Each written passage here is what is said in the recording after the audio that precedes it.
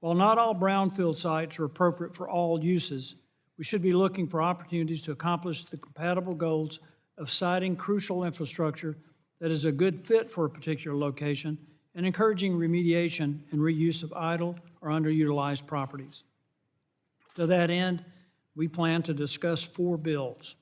The Brownfields Revitalization for a Better Tomorrow Act reauthorizes both the EPA Brownfields Grants Program and the State Response Program through fiscal year 2031. It also builds on a previous discussion draft of reauthorization legislation considered at a hearing last Congress. This draft again includes expanding eligibility for brownfields grants to certain private entities, as well as a program to assist rural communities with developing competitive grant applications. It incorporates requests from brownfields stakeholders such as increased award amount limits and expanded eligible uses for funding. It also updates the criteria EPA shall consider when ranking applications to support reuse for nationally significant infrastructure projects, such as critical mineral and semiconductor facilities, artificial intelligence infrastructure, and energy generation from all power resources. The existing criteria only supports renewable energy and energy efficiency projects. The second bill, the Brownfields Infrastructure Finance and Innovation Act, creates a new loan program similar to the Water Infrastructure Finance and Innovation Act and Transportation Infrastructure Finance and Innovation Act, programs used to finance water and transportation infrastructure projects. The third bill is the Brownfields Inventory and Permitting Efficiency Act, which directs the EPA and states to work together to compile a list of sites suitable for nationally significant infrastructure projects. It also streamlines permitting for projects on certain brownfield sites, requires EPA to provide guidance to other federal agencies on how to conduct more efficient reviews of these previously disturbed and previously studied sites. Finally, it directs the Government Accountability Office to conduct a review of impediments to timely and efficient removal of Superfund sites from the national priorities list. Lastly, we have the Brownfields Reauthorization for an Affordable and Revitalized America Act offered by the minority. While this bill increases some grant award limits and directs the EPA to waive cost share requirements in certain circumstances, it also significantly increases the authorization of appropriations for both the Brownfields Grant Program and the state response programs. We have 4 witnesses here today to help us analyze these proposals. First, we have Mr. Chris Wells, Executive Director of the Mississippi Department of Environmental Quality and the current President of the Environmental Council of the States, to provide state perspective. We also welcome Mr. Gerald Pouncey, Senior Counsel at Taft, Stettanis, and Hollister. Mr. Pouncey has led numerous efforts to permit and finance redevelopment of industrial sites, ports, and former military facilities. Also joining us is the Honorable Alan Thompson, Mayor of Davis, West Virginia, and representing the National Brownfields Coalition, who will speak to the impact of the Brownfields program in local communities. Finally, we have Mr. David Robinson, Executive Vice President, Strategic Development for Aligned Data Centers, whose testimony will address his company's work on brownfield sites. I'd like to reiterate that these bills are all discussion drafts, so I look forward to hearing robust discussion on these proposals both today and on future occasions.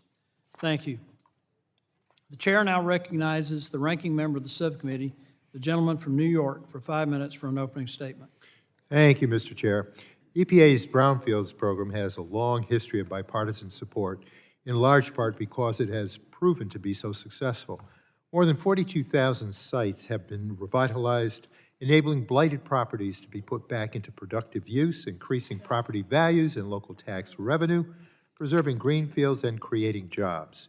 And the program has done this work incredibly efficiently. Each federal dollar spent by EPA leverages nearly 20 non-federal dollars. So I am grateful that we're having the opportunity to consider legislation to reauthorize the program. In my view, there are some tweaks that can strengthen the program, including raising the cap on grant amounts and allowing for cost share requirements to be waived in small and disadvantaged communities. Along with reauthorizing the program and the state response program, these reforms would represent modest but important improvements. These concepts are well represented in the Brownfields Reauthorization for an Affordable and Revitalized America Act, offered by Ranking Member Pallone. Some of these ideas are also included in the majority's Brownfields Revitalization, for a Better Tomorrow Act. I would recommend to my friends in the majority that we build upon these areas of consensus, because unfortunately, the majority's proposals go far beyond the reforms that I have outlined and risk jeopardizing the program's historic bipartisan support. First, the majority's proposals create a new category of properties to be prioritized for brownfields funding, so-called nationally significant infrastructure facilities. These sites include data centers, critical minerals processing, and semiconductor manufacturing. I want to be clear that I am not opposed to brownfields being revitalized for these purposes, if that's what communities want. But I am concerned by the notion of tilting the program with its limited resources toward these types of projects. There is no shortage of private capital, as well as other federal grants and loans being used for these types of projects. Hyperscalers are developing data centers with price tags well over $1 billion. We should ask ourselves whether giving tech companies a few $100,000 more in federal funds is truly the best use of our resources. Or could those funds be better utilized for purposes that aren't as well-resourced, such as building affordable housing and developing parks? Additionally, the majority's definition of nationally significant infrastructure facilities replaces an existing prioritization for renewable energy and energy efficiency projects, expanding the program to prioritize any and all energy generation. There was bipartisan support to prioritize renewables in the program nearly a decade ago. Adding solar to an industrial site can be an attractive option, allowing for productive land use without major risk of recontaminating the property. The same isn't true if that site were to be used for a coal-fired power plant, but the majority's proposal would prioritize these types of projects equally. The Brownfields Inventory and Permitting Efficiency Act would mandate that states use at least 5% of their limited federal funds to develop an inventory for nationally significant infrastructure facilities.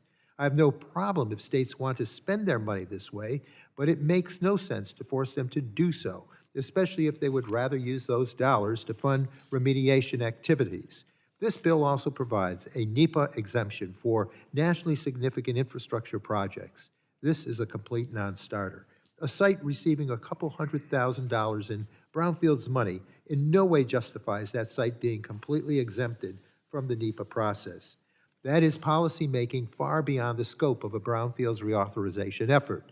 Finally, the Brownfields Infrastructure Finance and Innovation Act is a solution in search of a problem. It would allow EPA to provide loans and loan guarantees up to $4 million rather than traditional grants. If the issue is stretching federal dollars further by allowing for revolving loans, EPA already has a track record of doing this. But this pilot program would siphon limited dollars away from the wide range of projects that communities want and toward that limited definition of nationally significant infrastructure facilities. The Brownfields program is an incredible investment of federal dollars. It enables local governments to support environmental and economic revitalization by turning a liability into an opportunity. The program is working. Let's not mess with the good thing. I look forward to today's discussion, and I hope that we can work together on the areas of consensus to make certain this program has the resources and the authorities necessary to continue its great work. And with that, I yield back, Mr. Chair. Thank you. The gentleman yields back. Thanks, Mr. Tonko. I will now recognize myself for 5 minutes for an opening statement. Begin with Chairman Palmer, is also a member of the Oversight Committee, and they're having votes right now, so he'll be in and out. So I'll be here for a few minutes, so I appreciate our witnesses for being here today. And I want to thank Chairman Palmer and the team for holding this hearing. Because for EPA Brownfields, the grant program has had bipartisan support and served as an important tool for remediating contaminated sites and restoring them to productive use for more than 2 decades. The last reauthorization of this program occurred in 2018 and expired at the end of fiscal year 2023. When authorizations lapse, agencies are forced to make decisions based on outdated guidance from Congress. So we're here today to discuss 4 bills to provide direction to EPA on how to best serve those we represent back home. The first 3 bills on today's hearing agenda would support both the cleanup and reuse of brownfield sites by removing barriers to the cleanup of contaminated sites, maximizing the value of taxpayer funding, and incentivizing reuse of brownfields for onshoring manufacturing. Building AI data centers and many other productive uses instead of forcing new industry growth to turn over fresh greenfield sites. The proposals before us today will accelerate the remediation and redevelopment of brownfield sites, including the more complicated or larger sites, while helping find locations for much-needed infrastructure. The minority's bill would lock in elevated funding levels and make more modest policy changes to the Brownfields program. However, taxpayer funds cannot be the only solution. We need creative solutions that require the private sector, localities, states, and tribes to all come together.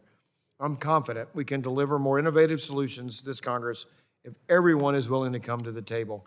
I look forward to a robust discussion today and engagement with all the interested parties, all our witnesses for being here, and I will yield back my time, and the chair will recognize the ranking member of the full committee, the gentleman from New Jersey, Mr. Pallone, for 5 minutes for his opening statement.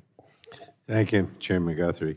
Today, we're discussing proposals to reauthorize the Environmental Protection Agency's Brownfields program, which continues to be a shining example of how government can protect the public health of our communities while also stimulating economic growth. Since I partnered with the late Republican Representative Paul Gilmore of Ohio over 20 years ago to write the Brownfields law, the program has consistently enjoyed bipartisan support. We've come together to reauthorize the program to revitalize communities around the nation, cleaning up environmental contamination, boosting public health, and bringing back economic growth and jobs. Every congressional district is home to at least one of these sites. Since its inception, more than 42,000 brownfield sites have been revitalized and made ready for development around the nation. These projects leverage nearly 230,000 jobs and more than $44 billion in economic development. And for every dollar the federal government invests in the Brownfields program, we get roughly $20 back in economic return, showcasing the win-win scenario that the program produces. And I think we can all agree that this program is more than worth every dollar we put into it. And that's why my discussion draft, the Brownfields Reauthorization for an Affordable and Revitalized America Act, continues this record of success by increasing funding for the program and increasing grant amounts to tackle harder-to-reach projects. It also waives the cost share requirement for communities with the most need. Now, while the Republican discussion drafts before us have promising ideas, overall, unfortunately, they move the Brownfields program in the wrong direction and could unnecessarily imperil this bipartisan program. Most notably, they include a new definition for nationally significant infrastructure projects that I think is short-sighted. It would open the door for private industry like data centers, fossil energy generation, and mining operations to take public funds from the Brownfields program and create backward incentives that prioritize polluting interests over local control. Americans across the country are facing higher monthly energy bills thanks to data centers, the cancellation of cheap renewable energy projects, and the Trump administration forcing expensive fossil generation to stay online. Yet these Republican drafts propose to take away money from one of our most successful public programs to funnel it to the very same corporate interests. In reauthorizing the Brownfields program, we must ensure it serves those who need it most, state and local governments, nonprofits, and communities who should have final say in how their land is developed. Ultimately, they may choose to approve a new park or a low-income housing or a data center on remediated land, but Congress should not predetermine that outcome. Unfortunately, that's what the Republican drafts would have us do. So I can't support taking funds needed to clean up and revitalize local communities to give even more handouts to big corporations. Thankfully, there are some things which our draft bills have agreement on. We all include increased funding for the overall program and increased grant amounts for harder-to-reach projects, although my discussion draft includes more funding. We also, all the bills remove the cost share requirement for small and disadvantaged communities, and these are the same priorities raised at previous Brownfields hearings before the subcommittee. So my hope, Mr. Chairman, is that we can use these agents of agreement as the basis for a strong and unified Brownfields reauthorization bill that can pass this committee and be signed into law before the end of the fiscal year. We must reauthorize and fund the program to continue its critical mission, and I stand ready to work with my colleagues on both sides of the aisle, Mr. Chairman, to do that, and I yield back. The gentleman yields back. We now conclude with member opening statements. The chair would like to remind members that pursuant to the committee rules, all members' opening statements will be made part of the record. We want to thank our witnesses for being here today and taking the time to testify before the subcommittee. The witnesses will have an opportunity to give an opening statement, followed by a round of questions for members. And our witnesses before us today are Chris Wells, Executive Director of the Mississippi Department of Environmental Quality and President, Environmental Council of States, Gerald R. Pouncey, did I say that correctly? Pouncey, Senior Counsel, Taft Stetinus, I know how to say it because there's a ship named after, and Hollister. The Honorable Alan Thompson, Mayor, Town of Davis, West Virginia, National Brownfields Coalition, and David W. Robinson, Executive Vice President of Strategic Development, Align Data Centers. We appreciate y'all for being here today. You'll have 5 minutes. I think at 1 minute you'll have a green light, 1 minute you get a yellow light, and when it turns red, it's time to about wrap up so we can get to the questions we're all excited about doing. So we appreciate you being here. Mr. Wells, you are recognized for your 5-minute opening statement. Thank you, Chairman Guthrie. I'm very appreciative of the opportunity to be here today to testify on this matter. I'm here today to express strong support for the reauthorization of the EPA Brownfields program and innovations that can help advance economic and energy progress while maintaining the fundamental mission of the Brownfields programs to ensure environmental protection and remediation at the state and local levels. In my view, and in the view of most, if not all of my fellow state environmental leaders, the CERCLA 128A and 104K Brownfield programs are among the most effective state-federal partnership programs that we have. With relatively limited funding, these programs consistently produce positive results. From an environmental perspective, brownfield redevelopment preserves green space while transforming blighted properties that pose environmental risks, with a range of community-benefiting outcomes such as parks, commercial industrial space, energy sites, and other facilities. Partnerships among state, local, and federal governments, the private sector, and local organizations are delivering cleanups at sites previously ignored or marginalized. On the economic front, brownfield programs can serve as significant sources of job creation, revenue enhancement through income, property and sales tax, and infrastructure development, including in the areas of power generation, data centers, and other commercial and industrial processing facilities. All of these benefits help meet local, regional, and national needs. In Mississippi, the results are tangible. Through 70 EPA 104 grants totaling nearly $30 million, our communities have leveraged more than $300 million in private investment, roughly a 10-to-1 return, and created more than 800 jobs and returned over 700 properties to productive use. As mentioned earlier, nationally, EPA reports an average leverage of approximately 20-to-1, underscoring the strong economic return this program consistently delivers. This is particularly important in small and rural communities. Let me give you an example. The Fry Building in Natchez, Mississippi, which is a community of about 14,500 people, is a cradle-to-reuse success story.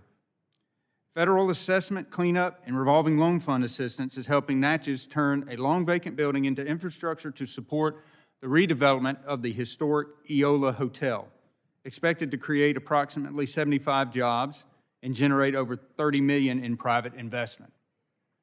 This is just one of several major projects that the city of Natchez has been able to leverage due to federal brownfield dollars in combination with state brownfield program support, liability protection, and incentives. That project likely would not have been possible but for the Brownfield program, and that's the key point. Brownfield program works because it removes uncertainty at the local level for community and potential investors. Liability protection gives private investors confidence. Technical assistance gives local officials guidance. And disciplined oversight ensures public health and environmental protection. To sustain the momentum of this program, the states asked Congress to provide robust 128A funding, along with strong CERCLA Section 104K EPA Brownfield multi-purpose assessment, revolving loan fund, and cleanup grant funding. We would welcome the proposed increase to 128A funding. This type of support is the fastest and most efficient way to provide non-competitive brownfields assessment planning and cleanup assistance to small, rural, and low-capacity public entities and nonprofits. In addition, we would endorse an increase in the 104K grant maximum for cleanup grants. States understand the need to include limited waivers from cost-sharing requirements for small and rural communities. And in fact, very small and rural communities often lack the capacity to manage competitive 104 grants directly. In Mississippi, our targeted brownfield assessment efforts have helped communities like Alligator and Eupora and Utica, places that would otherwise struggle to access these resources. Supporting state-administered assistance for these communities ensures that no community is left behind and that rural America can fully participate in redevelopment opportunities. The proposed increase to 104K funding is much needed also, but without bolstering state, tribal, and brownfield support, reaching rural and small communities is not achievable. Across the nation, states and tribes seize the opportunity provided by the IIJA Supplemental 128A funds to elevate and enhance their brownfield programs to reach communities in the greatest need. There's a need to continue that support. States recognize the importance of using brownfield sites in innovative ways to meet growing needs and emerging challenges, and ECOS looks forward to and welcomes the opportunity to engage with the members of the subcommittee to ensure that enhancements to the program are just that, beneficial to the program and enhance what is already working. Thank you. Thank you. Thank you for your opening statement. Mr. Pouncey, you're now recognized for 5 minutes for your opening statement. Thank you, Mr. Chairman, for the opportunity to speak before the committee today. I have spent almost the entire portion of my 40 years of career in the environmental area in redeveloping brownfield properties across the country and in structuring the financing and the economic incentives that make these properties work. But it's not just a professional interest of mine. I grew up in a cotton mill village in a small part of eastern Alabama, and my father and my uncle worked in that mill, worked for the mill, and if you, that mill closed 40 years ago, and if you drove by that site today, what you're going to see is a shell of a building and rubble 40 years later. And besides the job losses, what's really disappointing about that is the fact that you have massive infrastructure that exists that previously served that mill. Power, water, rail, and that's the opportunities that we are losing and that we are wasting. I would offer, after 40 years in this business, that there are two fundamental conclusions I've come to. One is that if we want effective cleanup, and by the way, all of these programs should be judged not upon the dollars spent, but upon was cleanup actually accomplished at the end of the day. And I have seen that if you want effective cleanup, the best way to get it is by incentivizing the private sector to undertake this cleanup as part of redevelopment efforts. It's consistent with the construction that occurs, and it's consistent with the liquidity that is generated as part of these transactions. And at the end of the day, once again, the measuring stick should solely be, did cleanup occur? I would note also that there are significant challenges to the private sector in undertaking this cleanup. In most instances, it is going to be much better for them financially, without incentives, to go to another location, to go to a greenfield site. And that's what we must somehow bridge the gap on, is that business decision, that primary business decision, that they need to go to somewhere else to make the dollars work. That, to me, is the issue that we see and we deal with constantly. Now, there are the other issues associated with brownfield sites. It's the cost. It's the uncertainty of where we get to the finish. 3, it's the fact of the timing, and I can't overemphasize the issues we have with respect to redevelopment of these properties in terms of timing and in terms of waiting on regulatory approvals. What would I suggest as solutions? Number one, and this will come to discussion on grants, is let's get these properties from federal jurisdiction down to state brownfield programs. Why do I suggest this? Various state brownfield programs offer many incentives for cleanup, including financial incentives in the way of property tax relief or income tax relief. Two, the state has the ability at the state level to implement the cleanup and approve the cleanup and oversee the cleanup on a much more rapid basis, dealing with the time issues we've talked about. And third, if you look at the state programs, and I'll give you an example, if you look at the state programs, they have been the programs that have demonstrated effectiveness. And I'll give you one example. Georgia's Brownfield program. I'm from Atlanta and have been involved in a lot of developments, but including a number in Georgia. Georgia's Brownfield program has had almost 1,600 sites go into that program and 900 exit that program with cleaned up sites. That program's been around for roughly 20 years. If you looked at the state Superfund program, which relies on enforcement by agencies, we have half that number that have gone on the Superfund, and only a third of those have been cleaned up. And that's at almost twice the time. So you can see the huge benefit of incentivizing these brownfield cleanups, particularly getting them down to the state level. Second issue I would note is we need to clarify the innocent owner, the bona fide prospective purchaser provisions in CERCLA. They've been subject to too much interpretation by agencies and have had and the result has been that it has delayed or caused uncertainty in the market. And three, I would like some consideration to be made as to whether it's possible to accelerate the NEPA review process. I'm not suggesting it be eliminated altogether, but is there some way to accelerate it so we don't get to know by never saying yes, which I fear is where we have become. On the grants, I would close by noting the following. I do think it's important for grant money, critically important for grant money to be made available to these state brownfield programs so they can go out and do the lion's share of the work.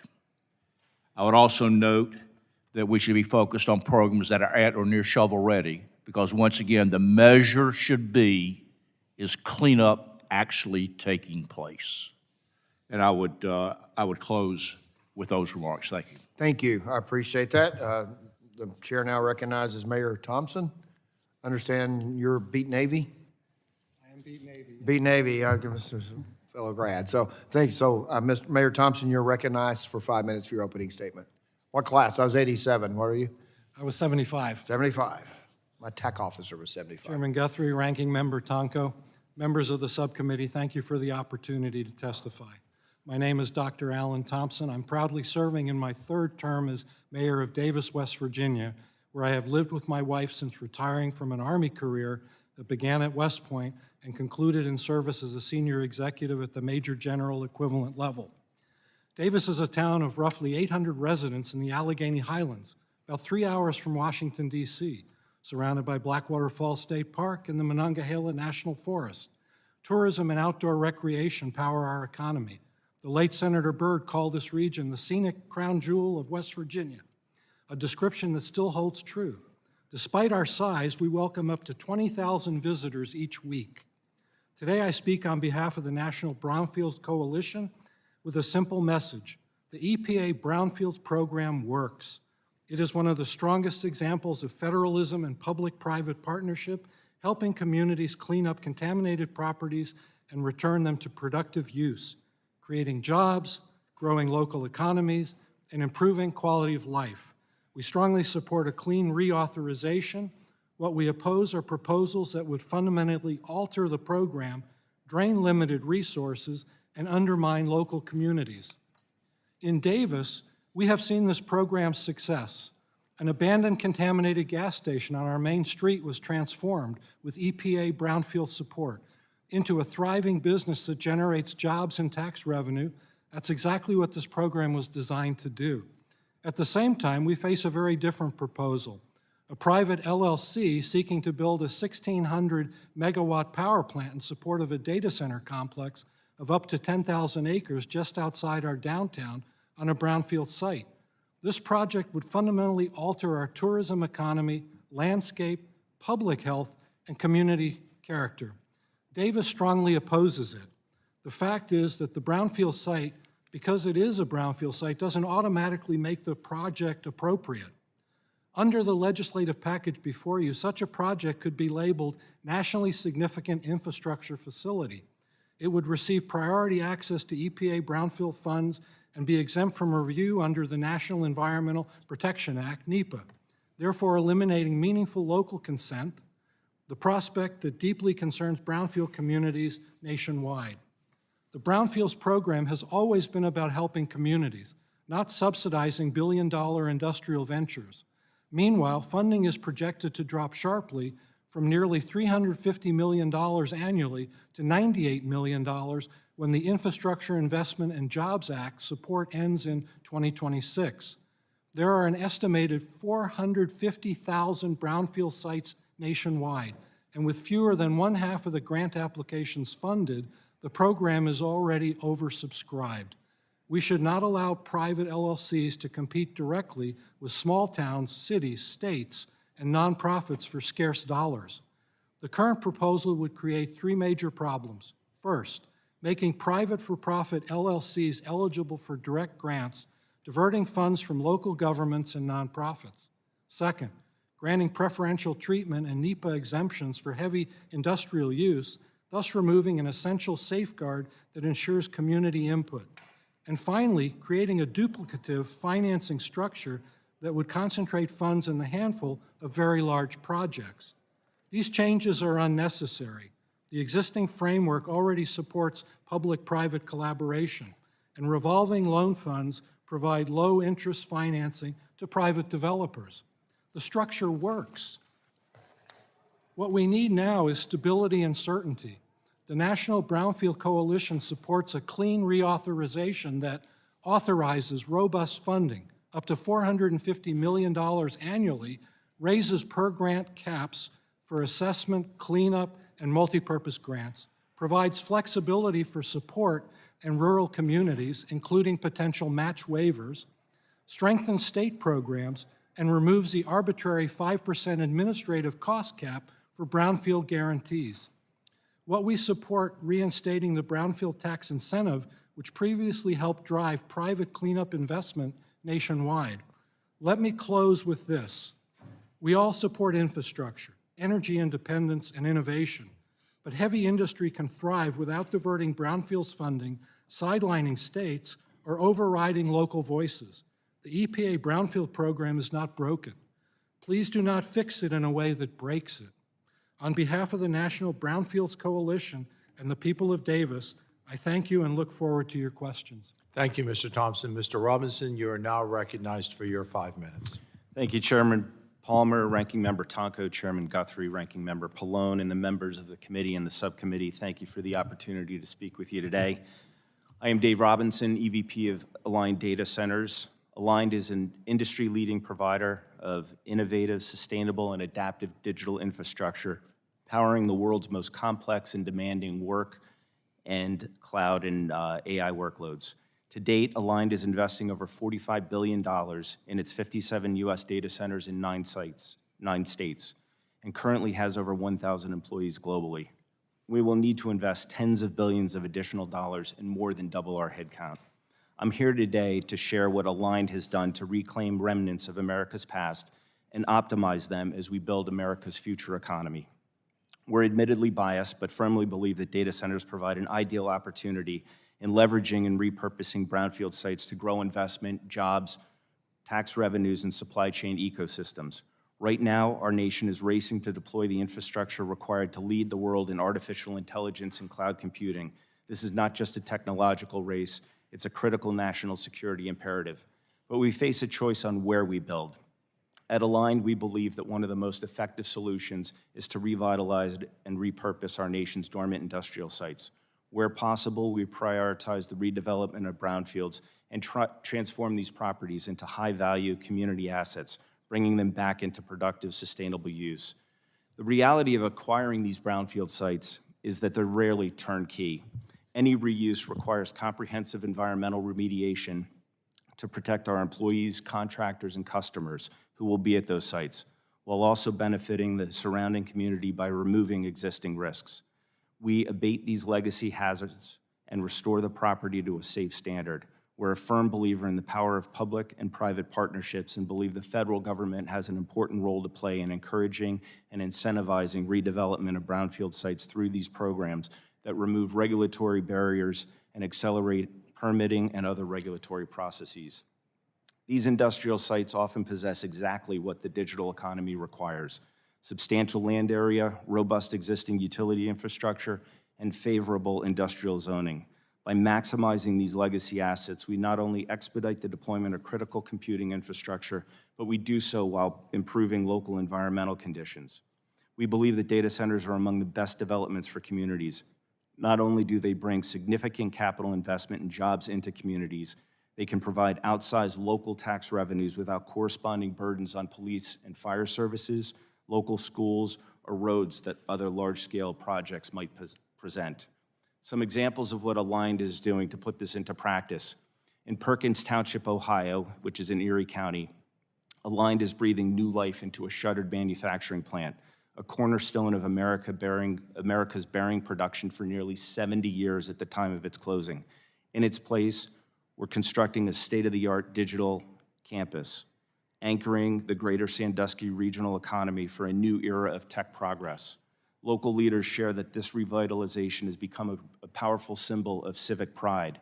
For nearly a decade, millions of families drove past this site on their way to the Cedar Point amusement park and saw a hulking, abandoned, decaying industrial facility. Now our data center campus is a modern testament to Perkins Township's forward-looking future. In West Jordan, Utah, we transformed a semiconductor facility built in the late 70s that sat empty for over 5 years. Today, it's a functioning 3-building data center campus hosting prominent tech companies, driving tax revenue and job creation.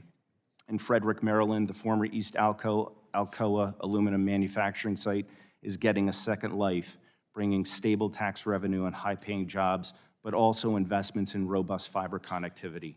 In Conesville, Ohio, we transformed a former coal-fired power plant into a massive data center campus. We're in the process of doing that.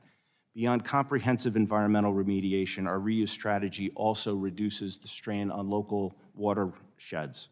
By transitioning these properties from heavy manufacturing to modern digital infrastructure, we dramatically reduce the water usage. In Perkins Township, for example, we reduced the amount of water consumed by 99% compared to the historical use. The economic ripple effect of this strategy is profound. Since 2017, the data center industry's total tax contributions have surged to over $162 billion in 2023. In Loudoun County, Virginia alone, data centers contribute more than $1 billion in local tax revenue this year, which is 45% of the county's budget. Significant increases as well in neighboring Prince William County, where the tax revenues have grown by 953% since just 2020. Each of our brownfield sites fuels thousands of local construction jobs and hundreds of long-term operational roles. By prioritizing local vendors, we invest in the community. Members of the committee, if America is going to win the global AI race, we cannot afford to be stalled by a lack of infrastructure. America's abandoned factories and closed plants should not be monuments to a bygone era. They are the blueprints for our future. By incentivizing redevelopment of brownfields into nationally significant infrastructure facilities, you can help us clean up our environment, revitalize local economies, and build the critical infrastructure required to secure American technological dominance for decades to come. Thank you, sir. I thank you all for your testimony. We will now move into the question and answer portion of the hearing. I will begin the questioning and recognize the gentleman from Virginia, Mr. Griffith, for his 5 minutes of questioning. Thank you very much, Mr. Chairman. I appreciate it. Mr. Ponce, I represent a very rural part of Virginia, and we often hear that brownfields grants help pay for broad testing that identifies contamination. But rural communities and organizations are not ultimately then awarded brownfields grants for further cleanup. How can we encourage more cleanup and not just site assessment in rural areas? Good question. We struggle with that throughout the South as well. There are a couple of thoughts that come to mind in that regard. Number one is there is having someone a developer of some product, having someone at the table working with the community when those funds are awarded. I would much rather see funds spent toward assessment and then immediate cleanup rather than seeing funds spent toward assessment, a report, and then it being put in a drawer and the drawer closed, which is what I fear we see too often. And that's my concern exactly. And so I do think that you've got to have someone at the table as part of that process, in my mind, that's prepared to move forward to some level of redevelopment. Should we have in the bill some set-aside funds for rural areas so that doesn't happen? I don't think that you're going to see the brownfield successful process extend beyond urban cores and extend beyond ports and other major industrial areas without having some set aside for the rural communities. I appreciate that. Now I'm going to switch gears, and we don't have a bill in front of us today that would do this, but in one of the previous hearings that we had on brownfields, somebody came up with a suggestion, and I happen to like it a lot, and that was we do pre-clearance. That, not depending on the industry or such, but that if a community wanted to invest the money, they had a site, and I have a town in my district I'm thinking of, actually a little city, that's got a site, and if they could get it pre-cleared, it would make it so much more marketable for companies if they knew that the brownfield site was pre-cleared, all the stuff had already been done, and they had a seal of, I call it the good housekeeping seal of approval. I guess it would be the EPA good housekeeping seal. But so that a company coming in wouldn't have to wait 6 months, then for additional reports and studies, they could move right in if they wanted to. Yeah. Your thoughts on that? Yeah, Congressman, a couple of aspects on that. One is, I don't think you could be in a position where it's going to be cost-effective to both investigate and clean up the site before you market it to the developer. The reason for that is because very often that construction process is comparable to or an integral part of the cleanup process.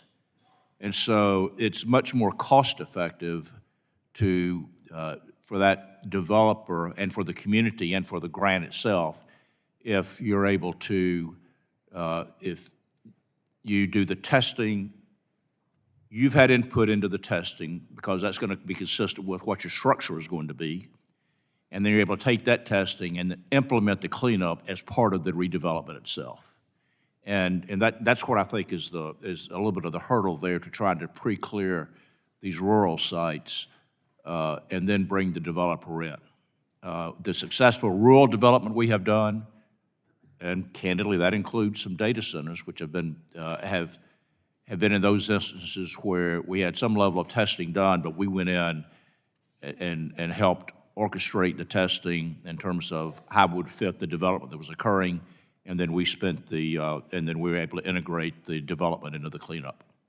Well, and I appreciate that input. I would just say the site I'm thinking of, and you nailed it with the plant that your father had worked at. Here we have a facility that's got everything you need, and before the infrastructure goes away or falls apart, the community wants to do something with it. They have acquired ownership, and it sure would be helpful if we could figure out some way to fast-track it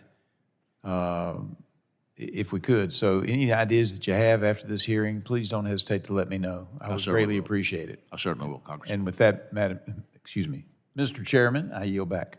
The gentleman yields. The chair now recognizes the gentleman from New York, Mr. Tonko, for his 5 minutes of questioning. Thank you, Mr. Chair. As I stated earlier, I would like for us to focus our attention on areas of consensus. Mayor Thompson, both Republicans and Democrats have proposals that would raise the maximum brownfields award from $500,000 to $1 million. Do you support that change, and why is it important, if you do, to allow EPA the flexibility to provide larger awards? Yeah. Thank you. I was paying attention. I wasn't sleeping. No. You No, look I like think it. the increase in grant awards is welcome.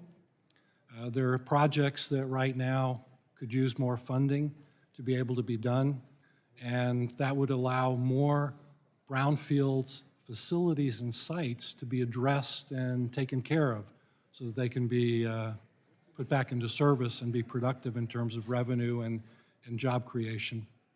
Thank you. And Mr. Wells, based on your experience, would larger awards be helpful for some communities to remediate bigger and more complex properties? Thank you for the question, and the short answer is absolutely. I mean, at the end of the day, what we're facing is an ever-increasing cost of doing business, and that applies in this realm as it does in many others. Okay, thank you. And Republicans and Democrats have also both proposed allowing EPA to waive cost share requirements in certain circumstances. This was also a feature of the Brownfields funding included in the Infrastructure Investment and Jobs Act. So Mayor Thompson, back to you again. Can you talk about how cost share requirements can be a barrier for some communities to pursue an EPA grant? And do you believe waiving these requirements for struggling communities is warranted? I do believe it's warranted. For example, when you look at rural and small communities, in Davis, we have a budget of about $2 million.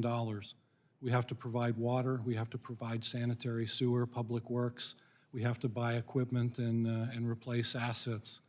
We don't have that much discretionary funds to be able to fund, all of the requirements that come under a brownfield program. To get a waiver of the cost share is a significant impact for small and rural communities in a very positive way, and it would be very, very welcome. Thank you. And Mr. Wells, I'm sure you work with some disadvantage in rural communities in Mississippi. Could avoiding a cost share make or break a project for some communities? I think absolutely yes is the answer. The cost share, a cost share waiver would certainly ease access for certain communities, as the mayor alluded to. But I also think that it's important not to lose sight of the support at the state level through the 128 grants to the state agencies to provide technical assistance and so forth. So I think the two are kind of hand in hand. Thank you. I believe that the views we've just heard on these policy changes are broadly shared by local and state government stakeholders and should serve as the foundation for a bipartisan reauthorization effort. One of my concerns with the majority's proposals is that they take resources away from limited, oversubscribed assessment and remediation grants.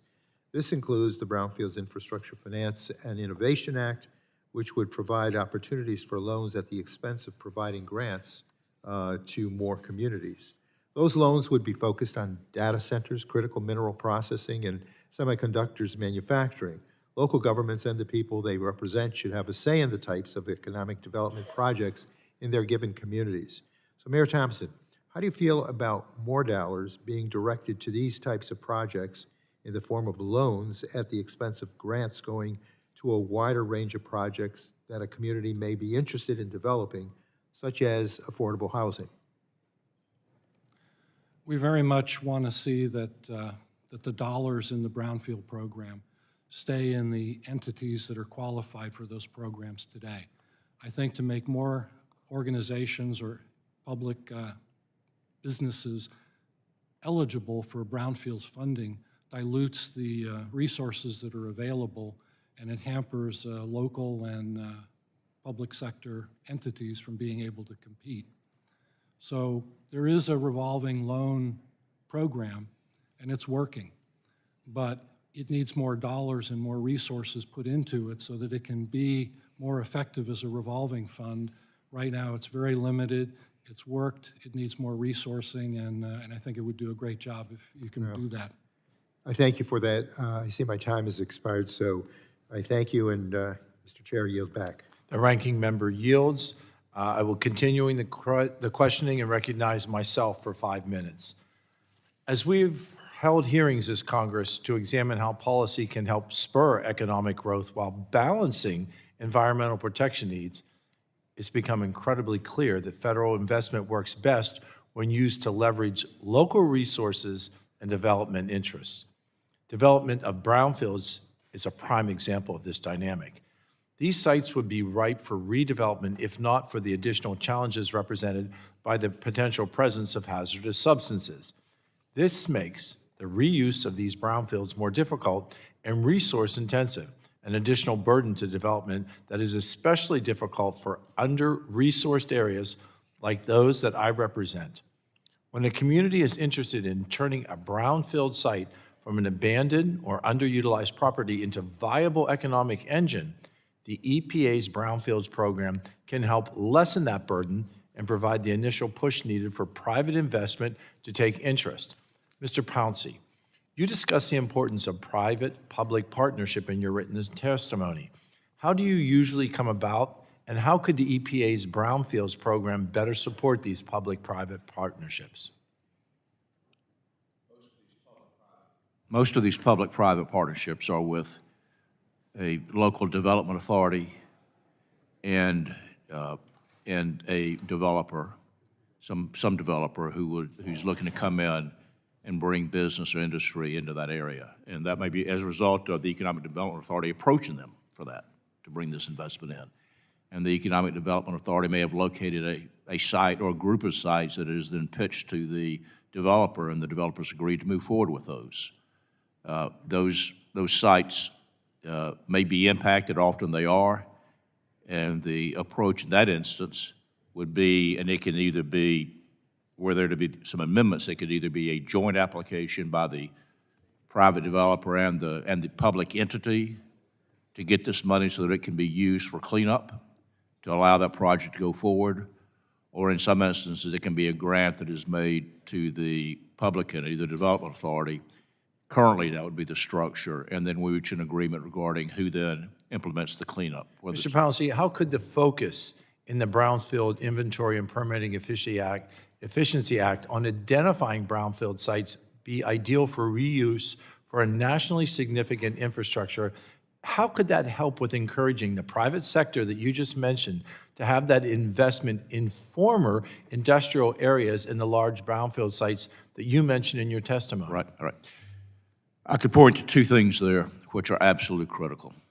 One is some database, and I know the EPA and I've worked on some organizations to help create that, a database that identifies these impacted sites and shows certain critical components, such as proximity to utilities, such as proximity to transportation corridors, other things like that, which the local community could then use to present this.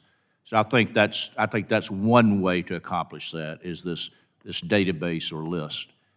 And then I think, too, in terms of encouraging that type of development, that type of cooperation, I think there is some measure of support from grants that might assist with that as well. Thank you. Mr. Wells, in your written testimony, you stated that any new program should avoid duplicative requirements and a diversion of funds from traditional brownfield grants. Do you think that loan and loan guarantees that we are discussing today would be helpful when addressing any gaps in needs that are existing? Revolving loan programs is a top-of-mind subject that could be part of that. Do you think that that could have an effective use?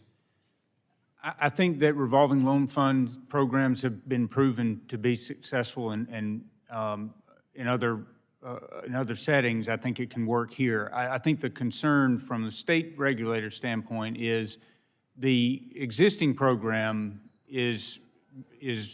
functions. It functions well. It's been successful, and the concern would be that any enhancement to the program that would divert funds from the core program could be problematic, or it could reduce the effectiveness of the core program. Those enhancements there's some good ideas, but if they can be implemented in such a way as to not divert funds away from the core program, I think that would be the best of our world, best of both worlds. I think taking some sort of all of the above approach would make sense. Communities are highly motivated to get these brownfield sites back up and running. I think we can all recognize that today. They benefit local economies and beyond that. I look forward to working with my colleagues on this committee to bolster efforts from both sides of the aisle through targeted and effective federal assistance.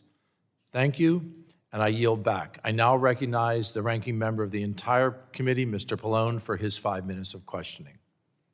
Thank you, Mr. Chairman. I thank the witnesses for joining us today. I wanted to mention the bipartisan infrastructure law, which included $1.5 billion for the Brownfields program and was a big boost to the program. And while we might not authorize that level of funding this year, we must ensure we do not slow the momentum. Brownfield sites are getting harder to remediate and clean up, so authorization levels need to reflect that reality. And that's why my draft bill ensures funding increases for the program over the next 5 years.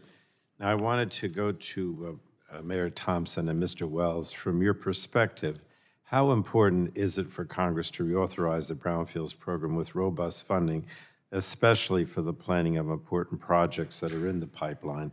I have one more question, so I'm maybe a minute or so on each of these, if you will, Mr. Wells. I can answer that simply. I think any increase in the funding would be helpful to the program and would foster even more good work. What about the fact that, as I mentioned, that it's getting harder to remediate these sites and clean them up? Is that a factor too in terms of the authorization? I think that's arguably the factor that would support an increase in funding. All right, and Mayor Thompson? I agree completely with that. When the Infrastructure Investment and Jobs Act was passed and that $1.5 billion was infused into the system, it made all the difference in the world. It was so important to the recipients of brownfield grants to have those funds available, and to reauthorize something on a similar basis for another 5 or 6 years would be significant and very important. I appreciate that. I want to ask you one more question, but I did want to say, we know the state budgets are very strained, right now. Constrained, is that the word? Sometimes I hear people say, well, the states are on their own, we don't need to give grants out, blah, blah, blah. But I mean, the reality is that they just don't have much money, right? And so I think part of the reason why we need to have robust funding is that they're not going to be able to do this on their own as well. But the question I wanted to ask you, though, was the Republican discussion drafts would open the constrained amounts of funding to private companies and prioritize the interests of these industries over local communities, in my opinion. That's my concern. So, Mayor, it sounds like you're dealing with a situation in Davis that might be relevant to this. Are you concerned with the Republican drafts giving private companies access to brownfield grants? Is this how you think the program should work? Or just comment on that, if you will, from your perspective practically. Thank you for the question. I think right now the program in its current construct works very well. There's limited resources available, so the program is oversubscribed. If we open it up to the private sector, then I think that makes it more difficult for local governments and municipalities and the nonprofits to be able to seek the scarce dollars that are in the program. So we really don't want to see it expanded to include other entities that would compete for those limited funds. All right. And, I guess, as you know, we have my bill, we have Republican bills, but what I really want, I'm concerned about these incentives for the private sector, as you say. And I think, I guess I'm saying to my Republican colleagues here today that if we focus on the core purpose of the program, which was, funding that went to states or localities, I think we can get a strong reauthorization bill across the finish line in time. I'm concerned that if the Republicans insist on, opening it up to private companies, it's going to make it very difficult for us to come to an agreement, come to a consensus. All right, thank you very much. Thank you, Madam Chair. Now recognize the gentleman from Colorado, Mr. Evans, for 5 minutes. Well, thank you, Chair, Ranking Member, for holding this hearing. Thank you, of course, to all of the witnesses for coming today as we talk about potential legislation to unleash America's brownfield sites. I strongly believe that bipartisan permitting reform is within our reach of this Congress. I've supported it across a wide range of different avenues. This Congress, in this committee, we have the Fire Act, voted in support of the Speed Act, partnering with some of my colleagues on the other side of the aisle to make sure that we can actually build and produce things again in the United States. And I'm so pleased to see some of these permitting reform ideas included in the Brownfields Inventory and Permitting Efficiency Act that will prioritize projects that significantly support American manufacturing, position us to be able to win the AI race, and reduce our emissions. And this can all be done without compromising our environmental stewardship or the public's ability to be involved and give feedback on some of these projects and reuses for brownfield sites. So first question to Mr. Thompson.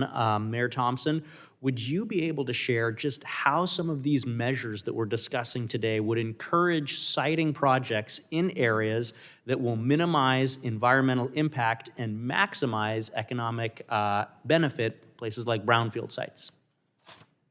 Thank you. I think as far as the inventory of brownfield sites are out there, and the program helps fund organizations that are ready to tackle those sites, that doesn't mean that entities outside of what's right now within the sphere of the possible couldn't redevelop those brownfield sites without taking funds from the brownfield program. That's the issue that we have. It's kind of the haves and the have-nots.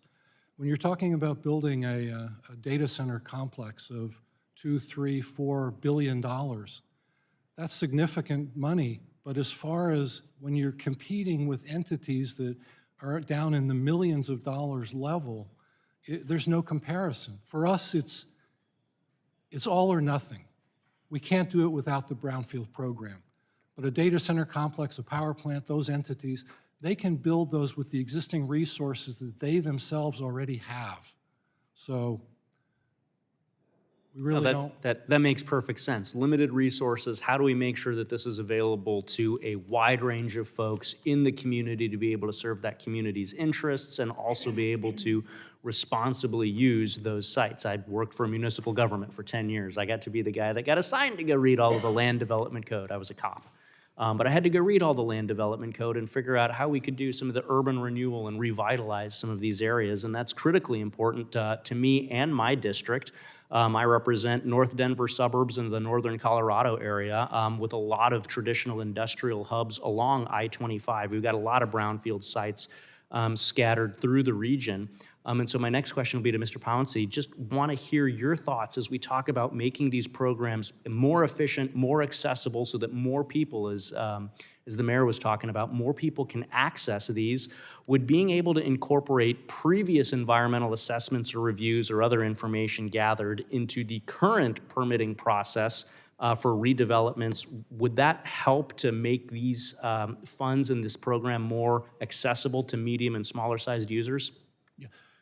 Congressman Evans, let me try to respond because I think there are two or three questions within there. One, there's no doubt that anything that can be done to expedite the review of permitting, whether that is local permitting, whether that is state permitting on the environmental side, whether that is federal permitting on the NEPA side, there's no doubt that that has a tremendous impact upon the ability to successfully do these projects, do these brownfield projects. That's without question.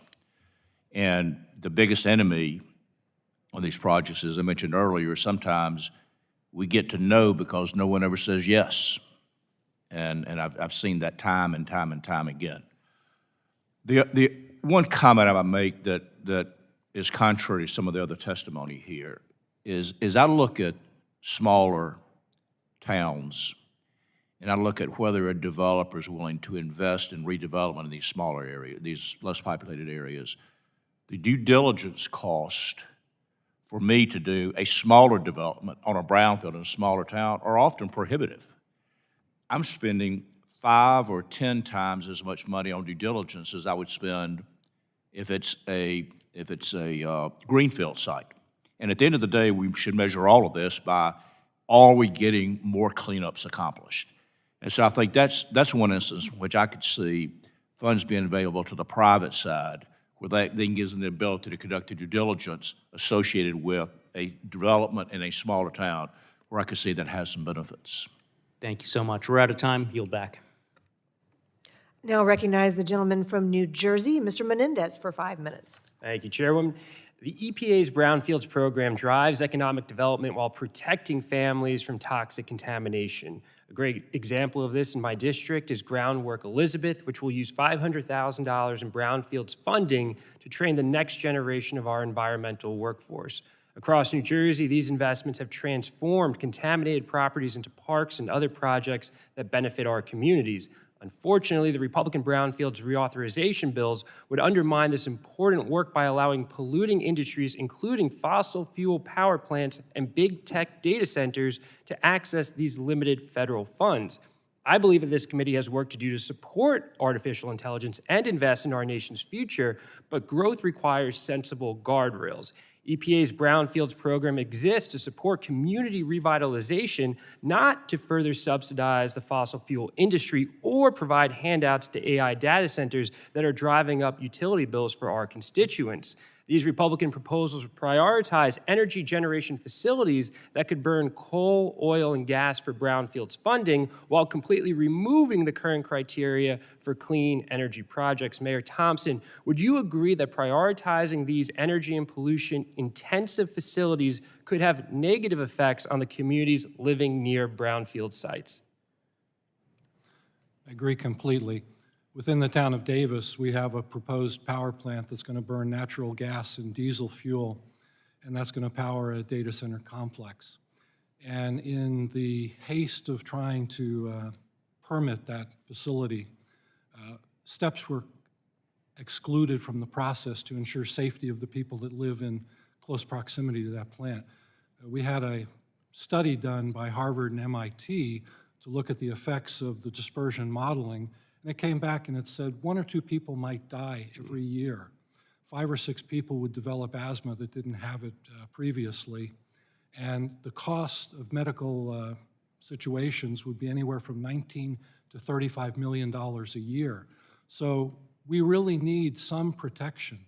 We can't just in haste say we need to do all these things and forget about the human costs that could be a trade-off. I appreciate you sharing that, because these sites would contribute to the very pollution that brownfields funds are intended to remediate.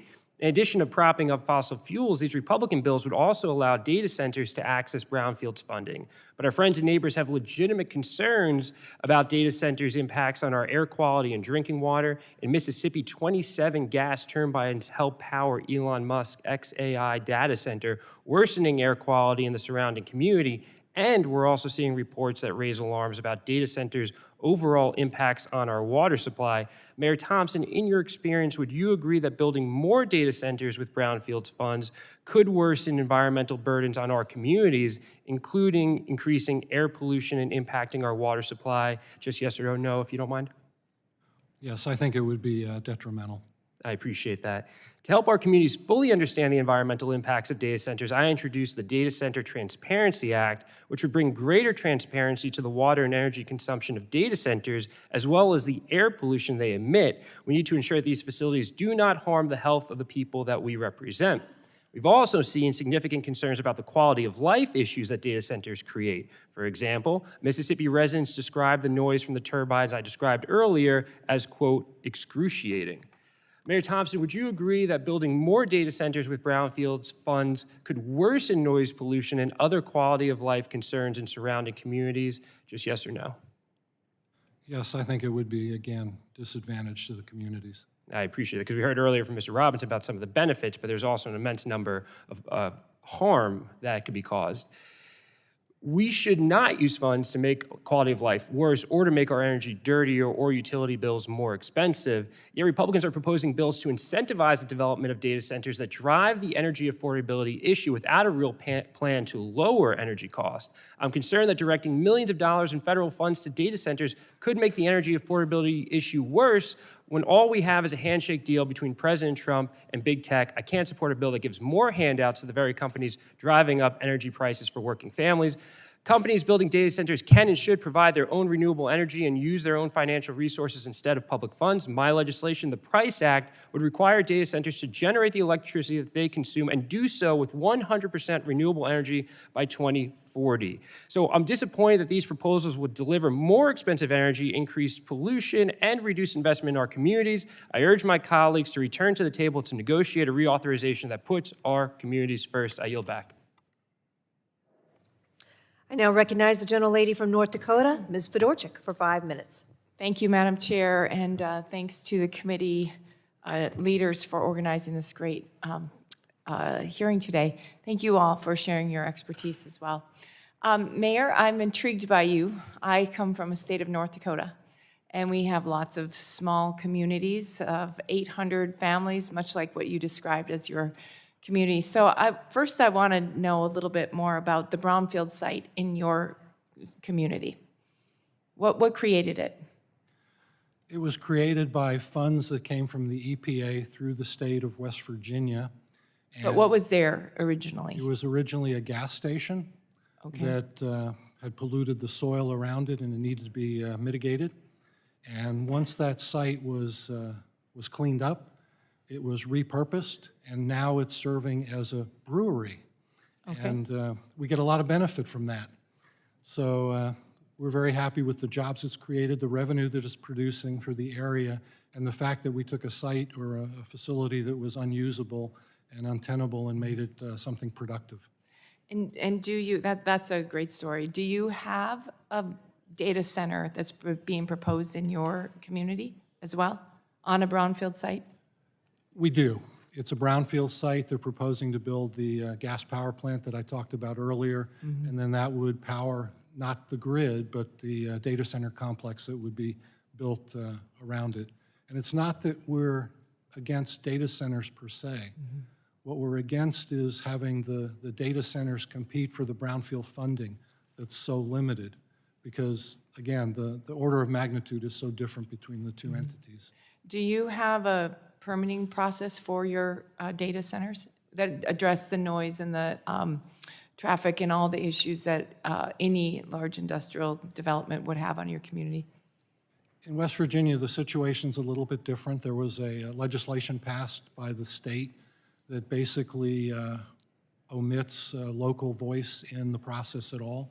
So everything is done at the Capitol and with the developer, and the counties and the municipalities have no say whatsoever, and no ordinance regulations or anything else would apply to the permitting of that facility. Okay, all right. And I'm sure that you participated in the process when that law was passed. We did, unsuccessfully. Yeah, okay. What would you think, what would you define, you raised concerns about community involvement, what would you define as sufficient engagement in this process? Well, I think it always helps to have dialogue. I think all the players need to come to the table. And I've often said that in our situation, if the state, the developer, and the local community could come together and form a triad where there is that dialogue, then better solutions can often be found. We have a number of brownfield sites in the area, and what I've tried to explain to people is that if you just moved it 12 miles down the road, it would be a more palatable site in terms of a location for that facility. But I still would say that it should not be competing for brownfield dollars. And so I'm sure that you're also, as a mayor, worried about jobs and opportunities for future residents in your community, which this new industry would also offer, correct? Ma'am, it's a delicate balance. Yeah. It's looking at jobs, it's looking at revenue, it's also looking at lives and the well-being of the people of the community. And that's why, again, fundamentally, we're not against data centers, we're not against AI, we're not against quantum computing and all those kinds of things that go with it. From a national security perspective, I get it. We need to disperse those facilities around the country, but we need to make sure that we put them in an appropriate location so that it doesn't have secondary effects that are detrimental to people or to other factors. Very supportive of jobs and revenue. Yep, and that's where I think we all have to step back a little bit. I think there's an awful lot of demonizing that's going on everywhere in our country right now as it relates to data centers and the development. These facilities are manufacturing intelligence for us, for the betterment of human beings. We need to do this in our country, and it isn't a choice of one or the other. We can do both. We can develop this industry, we can protect local communities, and we can protect our national security and create more opportunities for the future. But when we get stuck in these kind of partisan conversations where it's one or the other or false choices, that's where people feel trapped and we get stuck. So we just have to be open and be able to have good conversations and input and deal with facts, not scare tactics. So thank you for being here. I appreciate all of your input. I yield back. Gentlelady yields. The chair now recognizes the gentleman from California, Mr. Ruiz, for 5 minutes for his questions. Thank you, Mr. Chairman. 1 year ago, we met to discuss why the Brownfields program remains one of the most effective and cost-efficient tools for economic revitalization, especially in communities where contamination, disinvestment, and affordability pressures compound each other every day. Brownfield sites, abandoned industrial facilities, gas stations, dry cleaners, landfills are not just environmental hazards, they are economic wounds. When left untreated, they depress property values, threaten public health, and block the housing and jobs working families need. And as a doctor, I know you do not heal wounds by ignoring them. In districts like mine across the Imperial, Coachella, and San Jacinto valleys, this is a daily reality. The Environmental Protection Agency Brownfield programs offers a proven bipartisan solution, creating jobs, unlocking private investment, easing housing pressures, and restoring community dignity. When contaminated land sits idle, communities lose housing, small businesses, and tax revenues. Families pay the price through higher rents and fewer opportunities. Brownsville remediation helps break that cycle, and we have already seen that progress in my district. This is the case in point. In 2019, the city of Brawley facilitated the redevelopment of the La Seca property, a long vacated, contaminated site that had been a public burden. Through Brownsville remediation, that property was transformed into a thriving local car repair business, creating good-paying jobs and renewed economic activity in a community that had waited far too long. That is not an outlier. That is what this program was built to do when we give it the resources it needs. So, Mr. Wells, from your experience, what keeps small, rural, and low-income communities from participating in the Brownsville program, and what changes or funding would make the biggest difference in making sure these communities benefit from the program? Well, as I said earlier, I think the cost share waiver is a good idea. I think that limited funds is always a hurdle for small communities. That's why I think that some sort of all of the above approach makes sense. I don't think that while I tend to agree that private sector entities competing with limited funds can be an issue, I think that excluding private parties from the programs or from benefiting from the program would be as big a mistake. I think that I'm a big believer in public-private partnerships. I think when we're talking about economic development, through the redevelopment of brownfields, you can't have economic development without the private sector. So give me, what would a private public partnership look like in your opinion to help these lower income communities who oftentimes face difficulty recruiting private industry? Sure. Well, and I think that's where a program like the Brownfield program is helpful for those communities, and removing hurdles from their access to the program is important. Okay, thank you. So brownfields redevelopment is a powerful, often overlooked sustainability tool. Reusing existing land protects open space, reduces infrastructure costs, and shortens commutes that worsen air pollution, especially in the Imperial and Coachella valleys where I live and represent. Mr. Thompson, your community is fighting a power plant and data center development that threatens to increase air pollution. Can you talk about how certain choices on brownfields could actually harm more than help the community surrounding the site? Sure. I think, I talked about the detrimental effects of the toxic emissions being in close proximity to where the town of Davis is. And because of the particle matter 2.5 microns or less, it's so pervasive. And because of prevailing winds and temperature inversions, we live in an area that it threatens human health. And so that's why we're a proponent of having the site moved somewhere else where it can function safely and not harm individuals and So potentially you're not even- against the site, you just wanted to make sure that it's moved somewhere else to protect the air quality of the people who breathe in proximity to the site. That is correct. Okay, okay. So thank you. The Brownsfield program helps clean up contamination, create jobs, lower costs for families, and give communities a path forward instead of keeping them stuck in the past. That is why we must not corrupt this program. We must protect and fully fund it. So I yield back.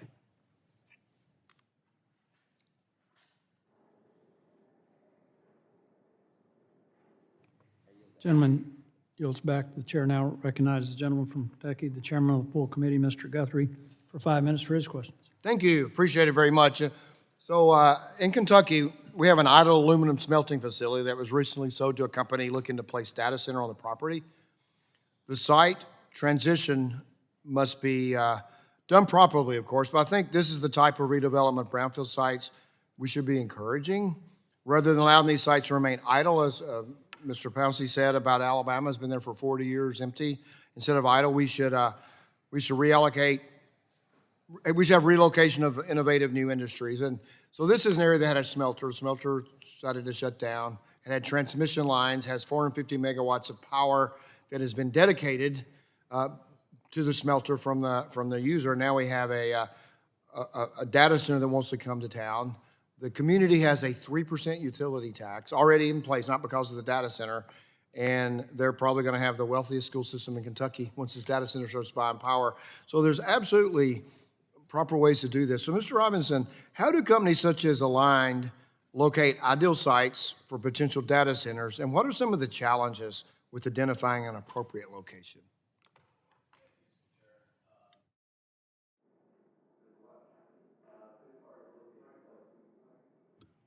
Thank you, Mr. Chair.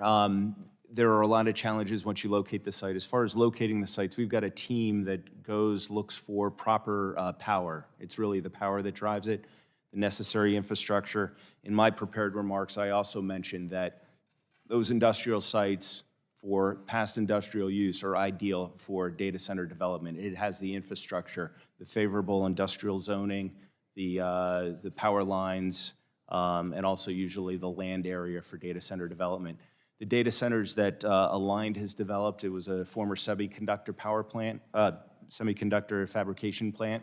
We've also worked at a coal-fired power plant, and we've also worked at, and we are currently redeveloping an old ball bearing manufacturing facility that sat dormant for over a decade. It had been in operations for 70 years, and it was a hulking mass that was abandoned that we've redeveloped. We have not taken advantage of these grant programs, by the way, but certainly an advocate for public-private partnership. It makes sense. This one really did because I already had the transmission, and it was an industrial site. I have areas in my area that people are concerned because it's greenfield, it's farmland, it's near there's one particular county that had put up opposition to a data center coming in. And it just seems that it's a win-win. We have places like Mr. Pouncey described. What town in East Alabama? I was actually born in North Alabama. What town in East Alabama were you from? I was going to guess. Pepperell Mill Village, which is actually right outside of Opelika. Okay, near Auburn. Yeah. So, are you an Auburn fan? I guess. War Eagle. Okay. So I got a beat Navy and a War Eagle. That's kind of fun. So I mean, it's important where we choose to do this, and it's important because it can transform communities and does transform communities. But if we don't do it, I had a reporter ask me, maybe somebody in town's proposing a complete ban on data centers. I don't know if that's accurate or not, but if we don't do them, then China's going to do them. China's going to do them anyway. Yeah. And Gary Palmer, our good chairman here, says, I'm not supposed to use your first name. Sorry, Mr. Chair, is that whoever controls this is not going to be one of the world superpowers, will be the world superpower. So this is vitally important we get it right and put them in the right place. That's what we just want to do. And I know, Mr. Thompson, Mayor, you have a pristine area, and so you want that. You want to preserve your pristine area, but not every area is situated like that. So, Mr. Pouncey, in your written testimony, you discuss how former industrial sites have existing energy and transportation infrastructure can make them attractive. Can you expand upon the difficulties in redeveloping sites that lack infrastructure and how difficult it can be to get electric and other infrastructure installed? It's a huge consideration, particularly with those types of uses, like you're referring to, data center uses, which require that level of infrastructure investment. Number one, it's the cost to the community when you start looking at expanding infrastructure. Two, there's a huge time component in terms of the delay that is caused when you're looking at infrastructure that must be brought from several miles away, whether that's water, whether that's power. Most often with the data centers, it's power. And third, and I want to come back to the measuring stick should always be what accelerates and what ensures that the maximum number of sites are actually cleaned up in a brownfield.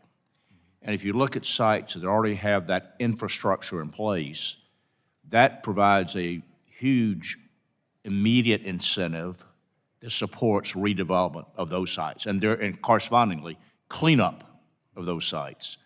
And in some instances also the type of development that is, which provides a lot of cover, also reduces overall exposure to human health, which Mayor Thompson has expressed legitimate concerns regarding. So I think all of those factors come into this. I'm sorry, the man who has the gavel and the time clock played for Alabama, so I better, since you said War Eagle, I better yield back.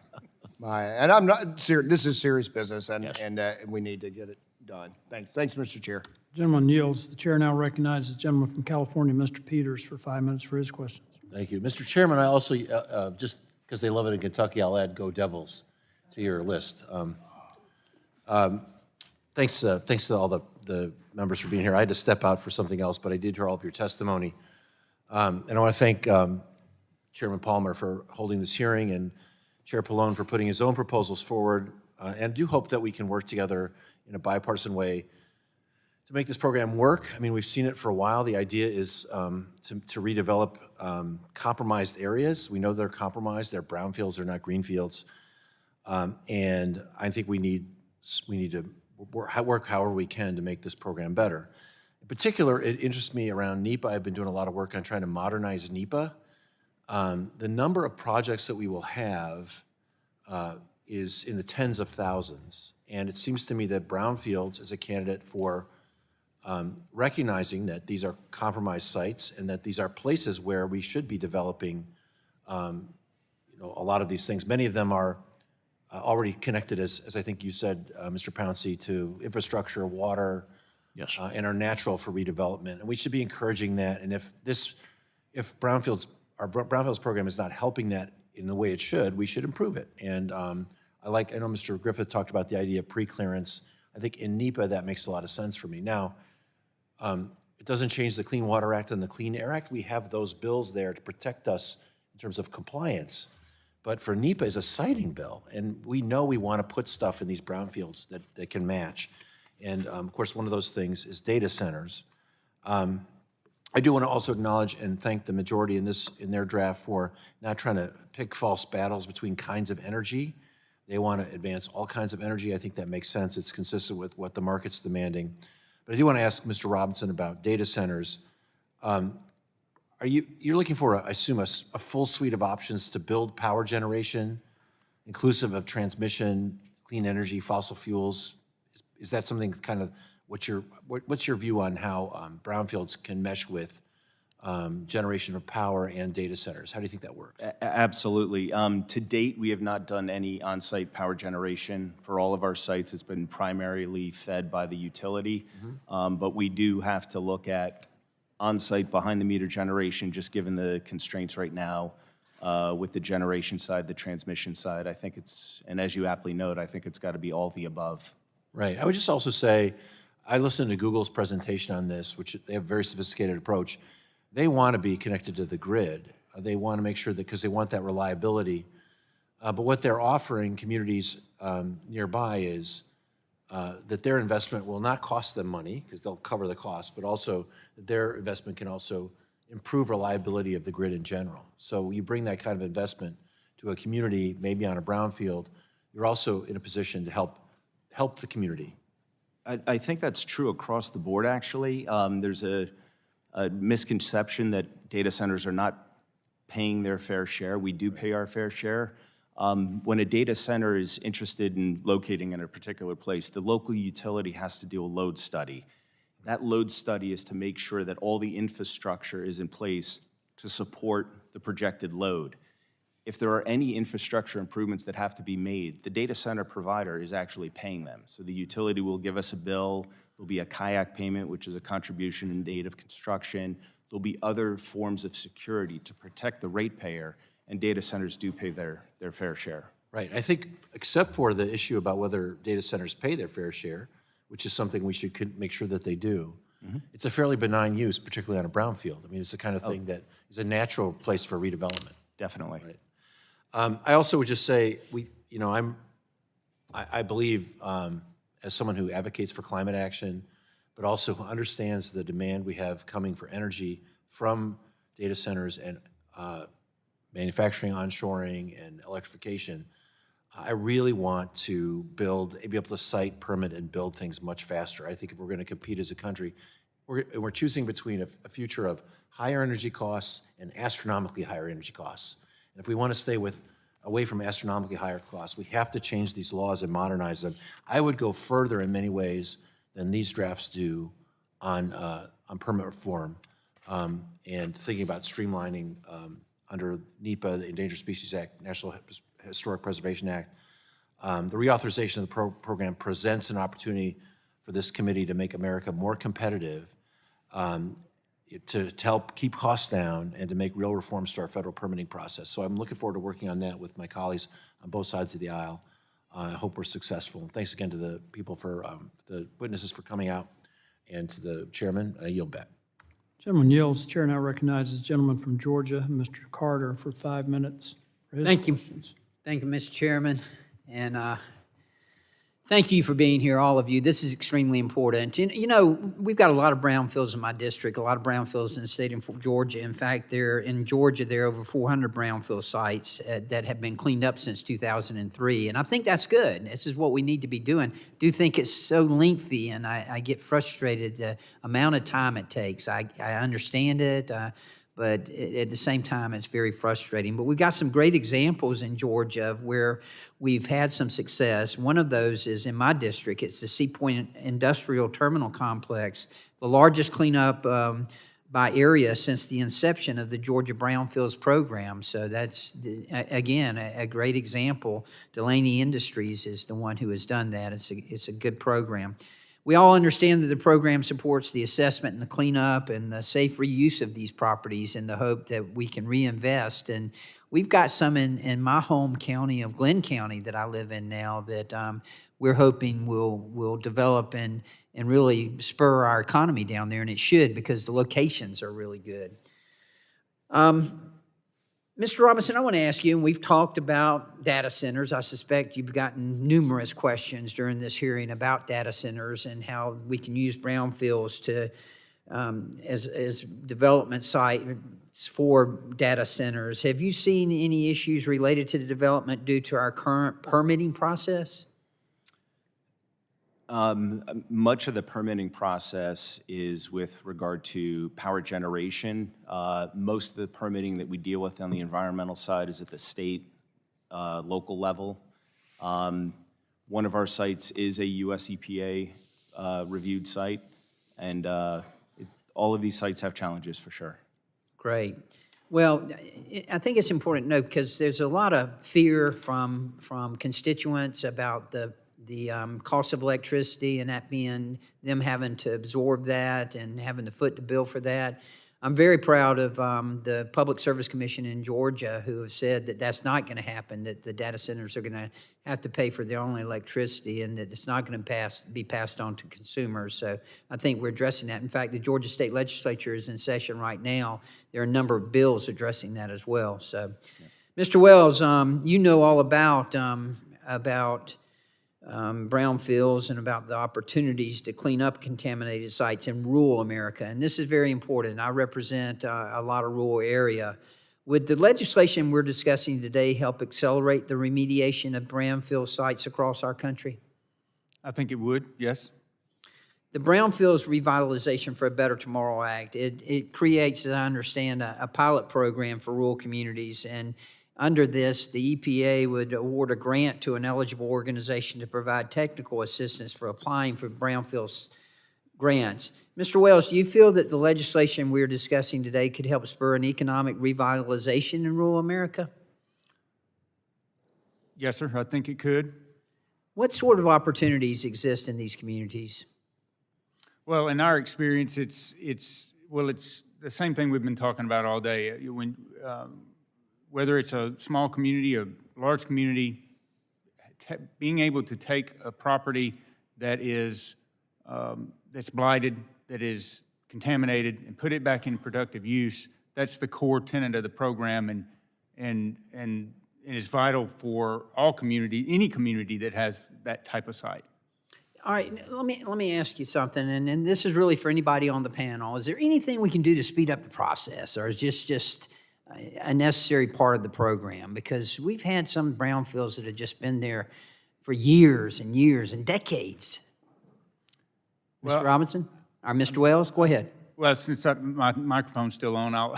Yeah, go ahead. I will say that, one thing that I have heard is that limiting the number of grants that can be provided to a specific site can limit the ability to ultimately get that site completely remediated.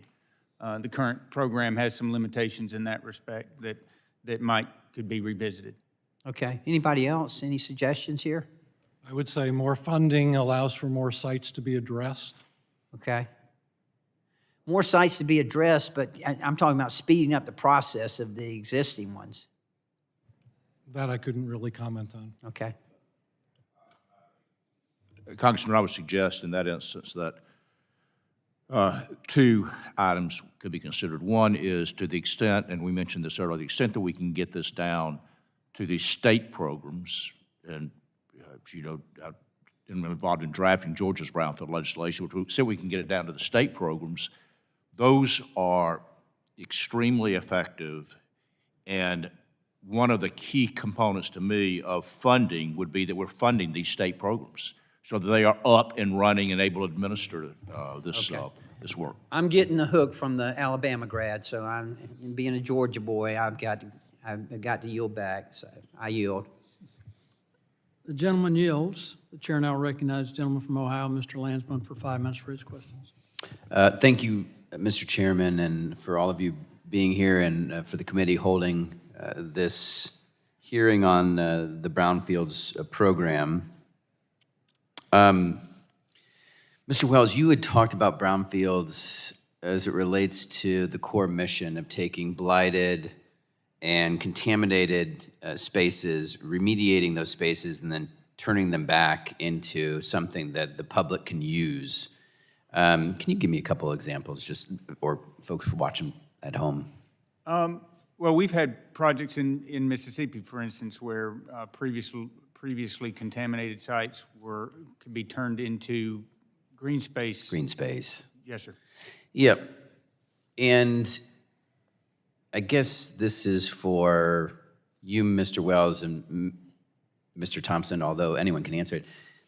A lot of these spots were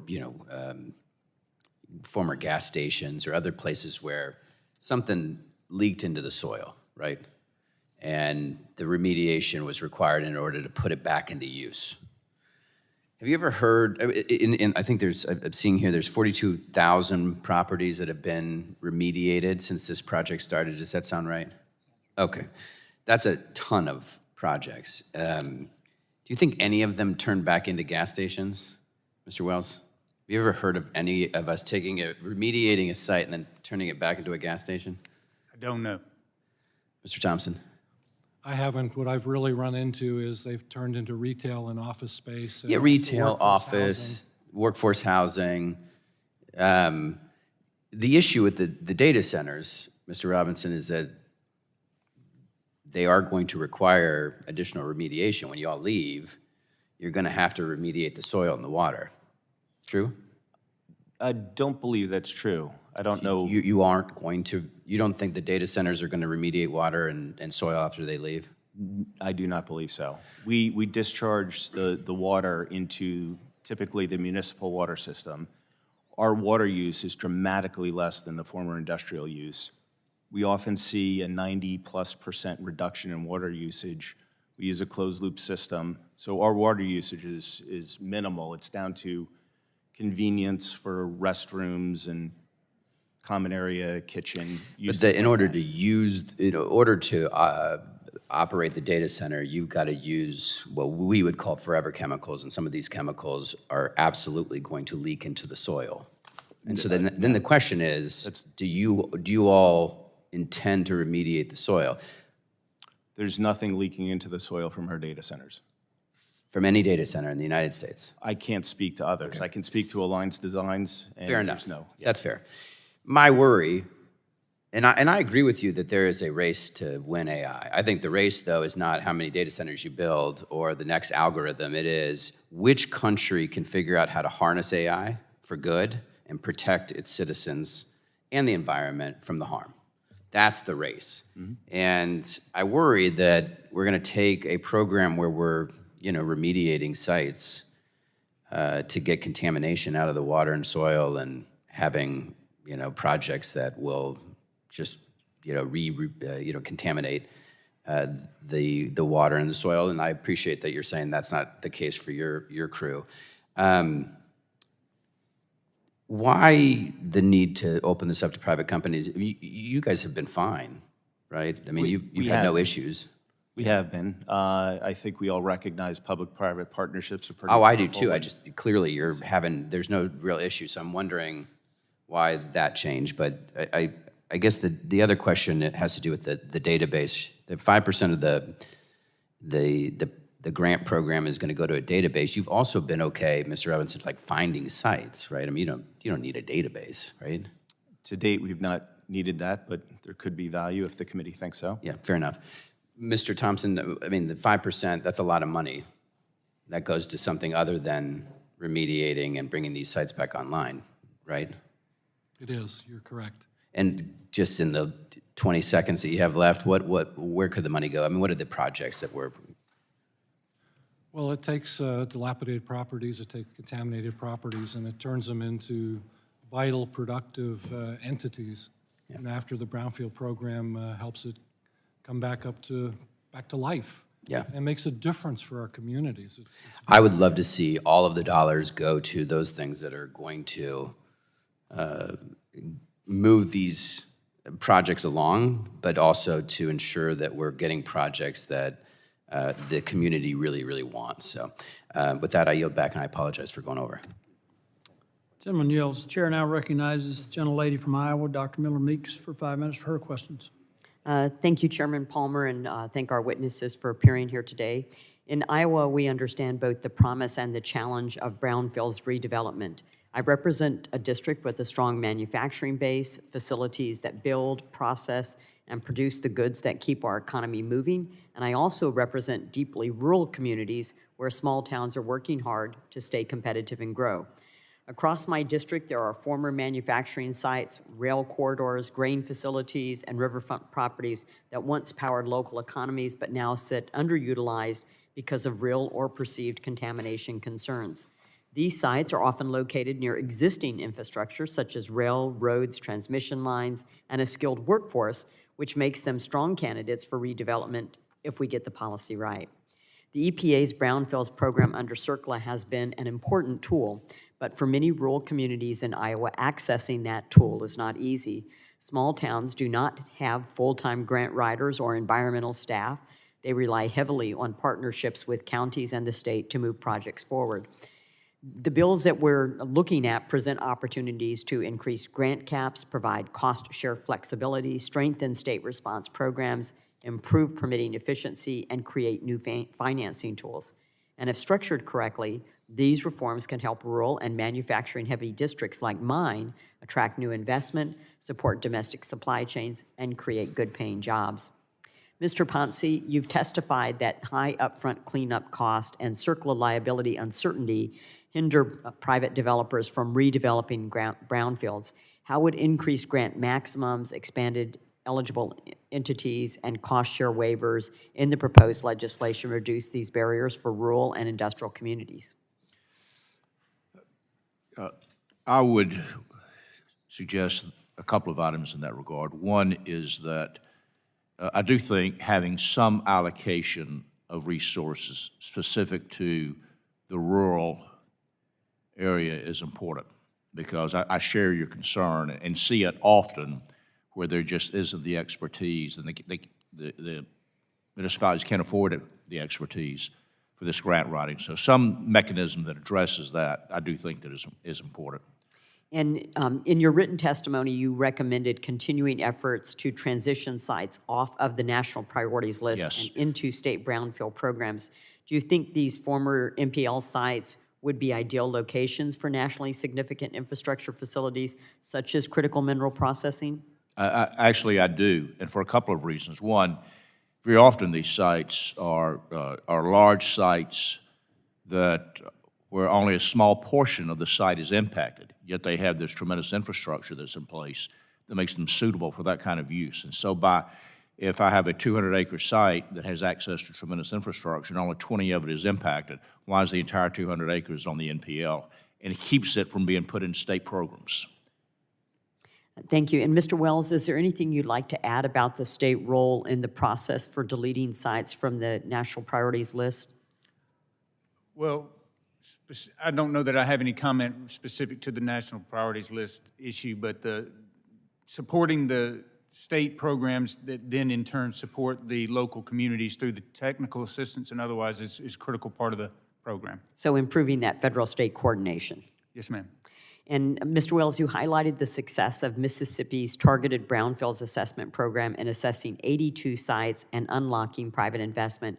Given the proposed rural brownfields pilot program and cost-share waivers for small or disadvantaged communities, how would this legislation improve access to technical assistance and capital for communities with limited grant writing or administrative capacity, particularly in areas facing depopulation and industrial decline? I think the answer is in the question itself. Removing hurdles to access is key.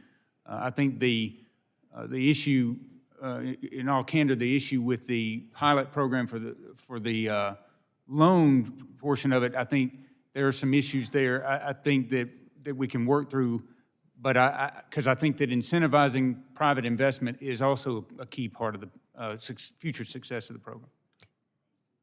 Mr. Chair, I yield back. Gentlelady yields. The chair now recognizes Gentlelady from Florida, Ms. Lee, for 5 minutes for her questions.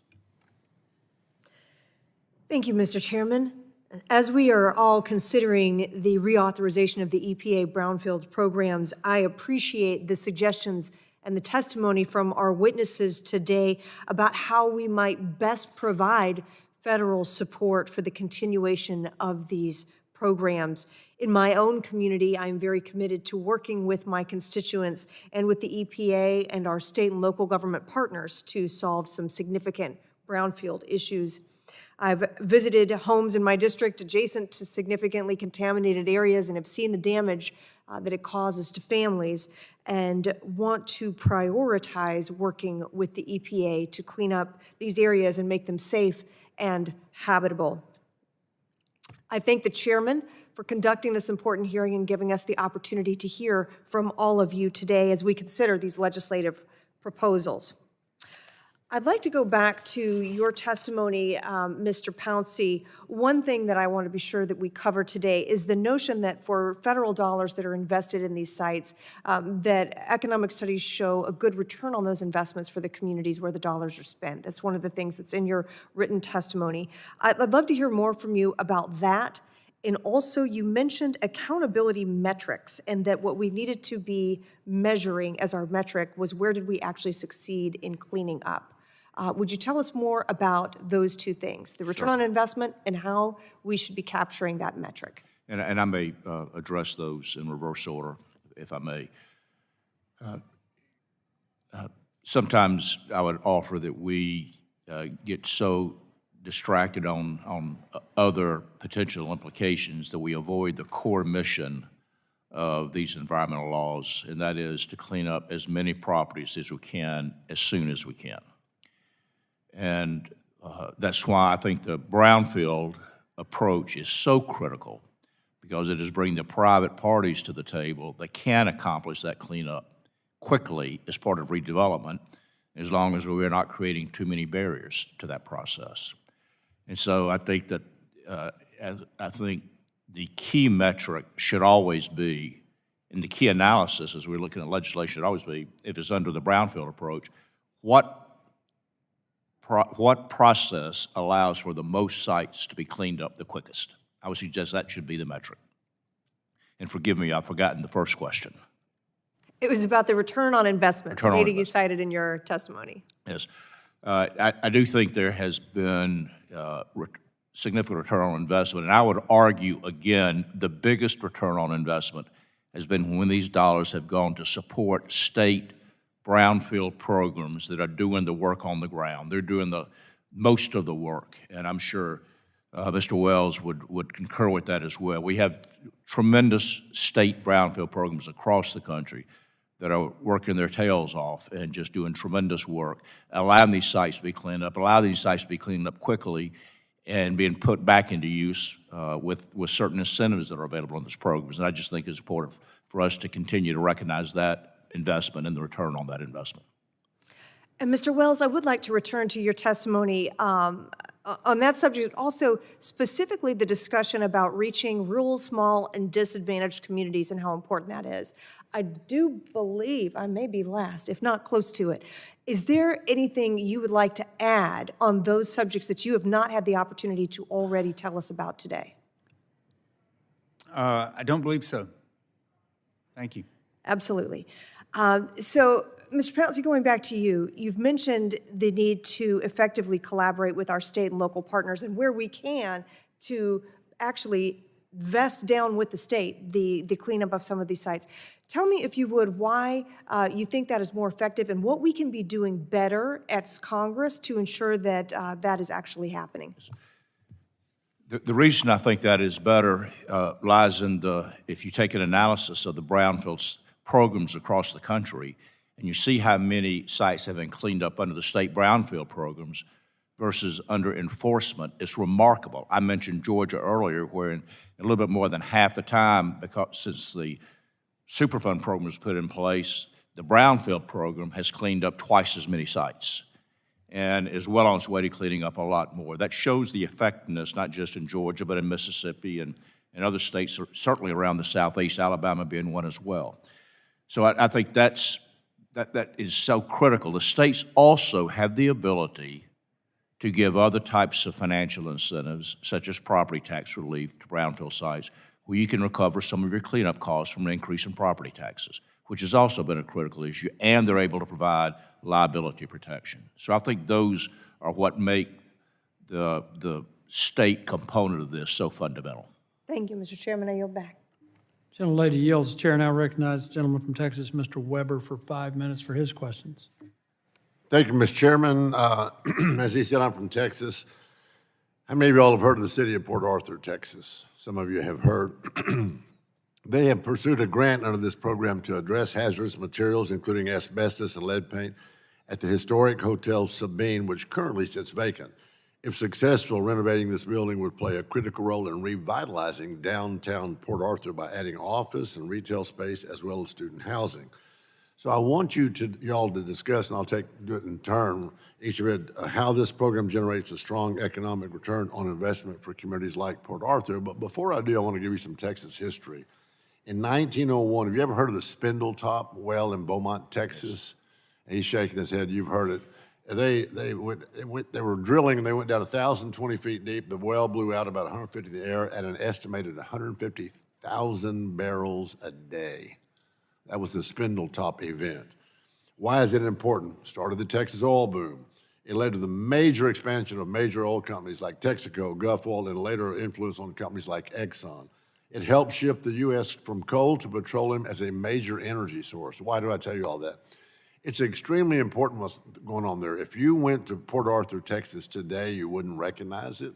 I mean, this is, 1901, the math major is 25 years ago. But just for the record, Mr. Chairman, I wasn't alive back then, okay? So what I want to know is when you think of a city of Port Arthur like that, that's had that extremely economic boom that they had for a while, and yet now they don't, how is it that what can you do with a program that generates that for the city of Port Arthur and exclusively that Sabine Hotel, which had asbestos and all kinds of lead paint in it? How does that program benefit someone like that? I'll start with you. Well, I think it touches, the question touches on something that's been maybe lost in the shuffle today, during the discussion today, and that is one aspect of the program is that local decision-making, and what benefits the local community that is impacted by that brownfield site, and empowering those communities to make decisions about what would be the best sort of redevelopment from their perspective. Data centers, whether it's data centers or whatever type of facility, we've talked a lot about that today, but hotels, retail space, mixed-use developments, all those you look across the universe of brownfield projects across the country, and you're going to see a wide variety of those projects. And I think having a program like this that provides an opportunity financially for those local communities to recruit whatever type of economic development is best suited for them. And let me interrupt real quick because I want to move on. Do you know of any projects, any brownfields there in the Port Arthur, Texas? I'm sorry, I haven't looked them up. Anybody know of any? No? Okay. Mr. Thompson, I'm going to come to you. As of today, the Texas Commission on Environmental Quality, TCEQ, you would recognize it as, has identified 213 brownfield sites across my home state. That's all of Texas, of course, with approximately 10 of them located in my congressional district. Now, I am the upper Gulf Coast of Texas. We start at the Louisiana line, that other foreign country, and we come down the Gulf Coast. We pick up Orange County, Jefferson County, Galveston County, and the southern half of Brazoria County. Are y'all acquainted with any of those brownfield sites? I am not. No? Sir? I am not. Okay, that's some research we should do. We may have worked on a couple of those, Congressman. I would have to go back and review some of our materials. Okay. As y'all know, navigating the Brownfields program requires coordination and buy-in from residents as well as local elected officials to stakeholders in Washington. Or I call it Washington, y'all probably call it Washington. As communities work to remediate sites such as Shield Park in Galveston, Galveston's very historic, the oldest port in Texas, if I have my facts right, what advice would you offer to local elected leaders to help ensure the process is as efficient and seamless as possible? If I'm going to tell the leaders, local leaders in Galveston, they need to apply for this, how do I do that, Mr. Thompson? I think part of it's really using all the resources that are available in the Brownfield program. For example, starting with the technical assistance Brownfield centers that are in the regions. They provide EPA assistance to the local entities. The other thing that's very important is, as Mr. Wells has mentioned before, is the state programs that are available to local communities. And that makes a big difference to, again, local entities. Okay, well, thank you. I'm running out of time, so I want to give you a little bit of Texas history and why it was important. Mr. Chairman, I yield back. Gentleman yields. Chair now recognizes the gentlelady from California, Ms. Barragan, for 5 minutes for her questions. Well, thank you. Mr. Thompson, Mr. Robinson, I want to start with you for just a moment. I understand that you made a comment similar to data centers. Companies are paying their way, is that right? That is correct. So several AI and data center companies have committed to cover the full cost of energy and grid upgrades if they build in a community so that residents don't have to pay higher electricity prices. Has your company made that commitment? We haven't seen it yet. We've heard about it. We're prepared to make the pledge as well, yes. And we are paying our way, yes. Okay. The reason I'm asking, I saw an article about consumers in 7 PJM states paid $4.4 billion for data center transmission and some other stuff. So I'm glad to hear you say that. And it makes me wonder then whether we should amend this bill to have that in writing, that basically if you're going to get money for a data center, that you are not going to pass on any rate hikes and that the data centers are going to pay for it.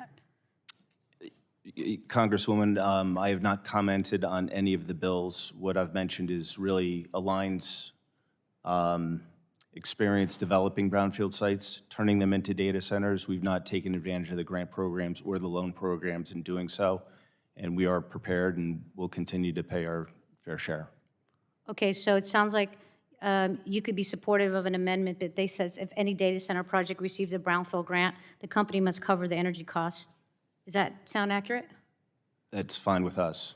Okay, that's great. Mr. Mayor, hold on, I want to make sure I get this right. Mayor Thompson. I saw Mayor of Davis, and I just was a little confused for a second. I want to thank you for your testimony, for being here today. When you did your opening statement, you talked about some of the concerns that I have. I believe that the Brownfield program was created to help communities clean up contamination on land, and they did not create, they did not really create this fund for, you know, folks, companies that have a lot of money that could be using that money for things. Although I do believe in the public-private partnership, my concern is what the impact will be on changes like this. And you expressed some of those concerns that you also had. One of the things that we hear a lot about is that the Brownfields program is great, and I think it's fantastic that it's bipartisan. I completely support it. But not all of, there isn't enough money in there right now, right? In the Brownfields That is correct, program? ma'am. Right, and we all support, you know, putting more money into it, right? We do. Yeah. Now, if EPA begins prioritizing brownfield grants for projects that build data centers for NVIDIA and Amazon, do smaller community projects like affordable housing or community parks risk losing out on funding in a competitive grant process? We would lose out in that process and not be as competitive as we would have been in the existing brownfield program, the way that it's structured today. You mentioned also an impact on local community and local decisions.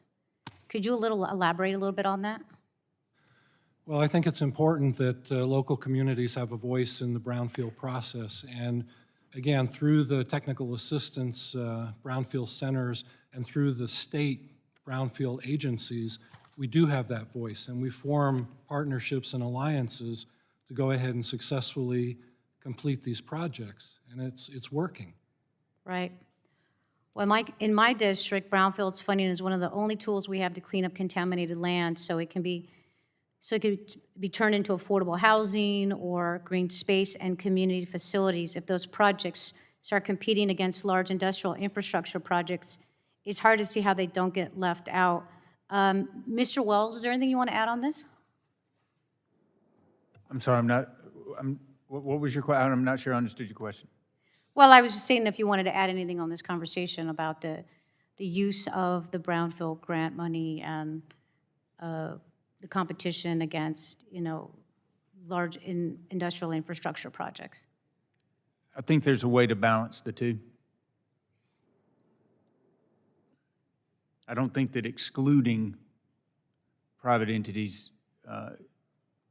categorically is necessarily the solution.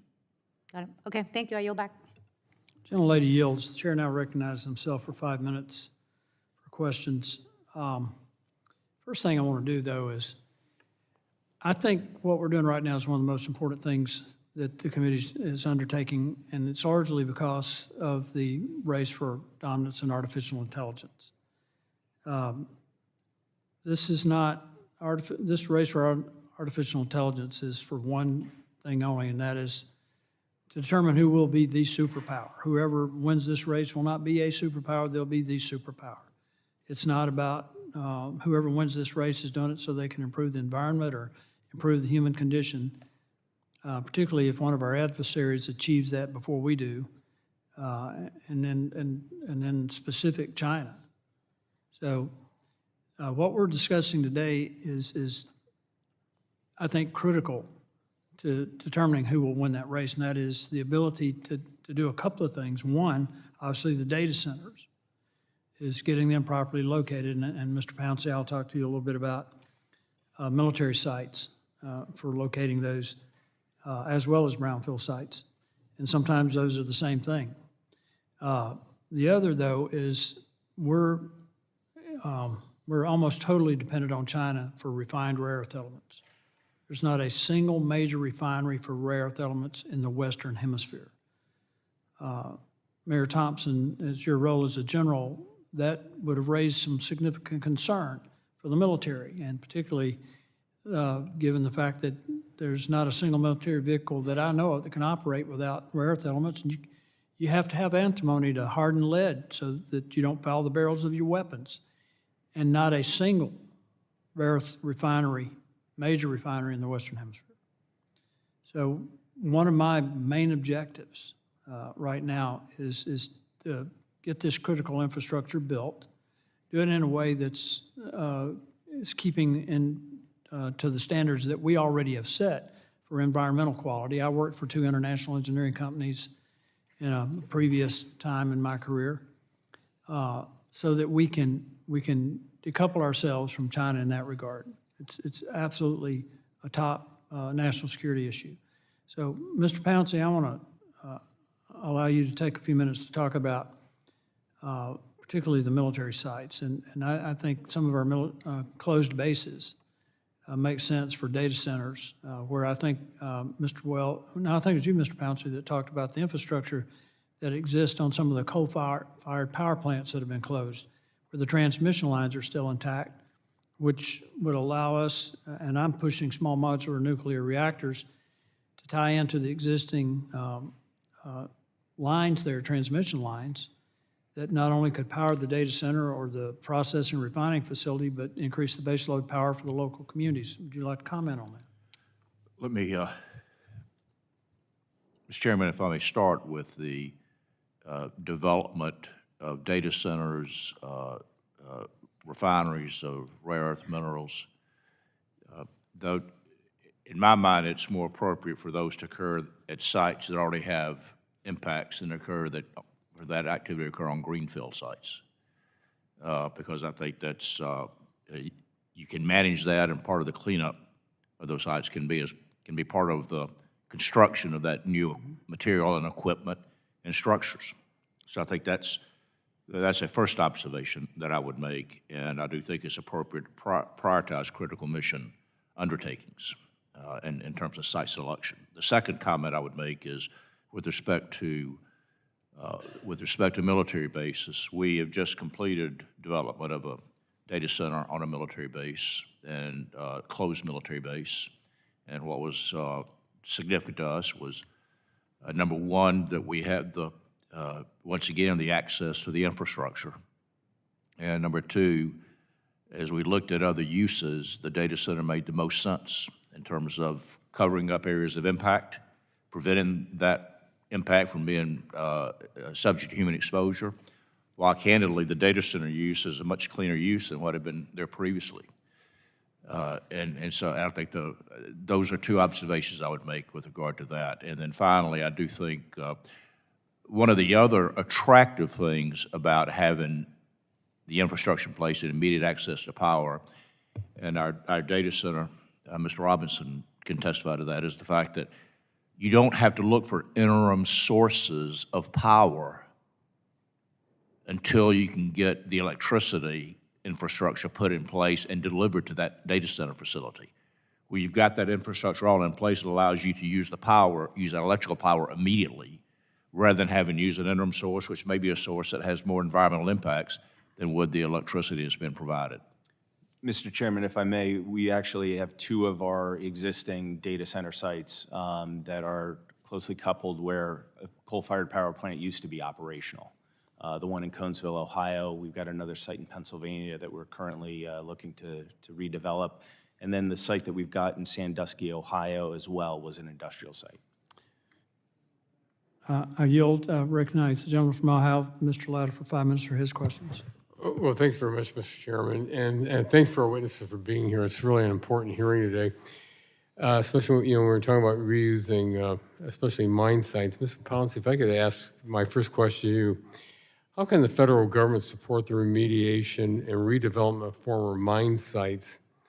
And then just out of curiosity, have you had any experiences where that might have happened on these federal sites? I know we're talking about military, but what about on other sites that might have been presently owned by the We have some of the quarry mining sites and some others, sir, across primarily the southeast, but other parts of the country as well. Once again, I think the key in each of those with which I've had personal experience was the fact that we were able to use state brownfield programs.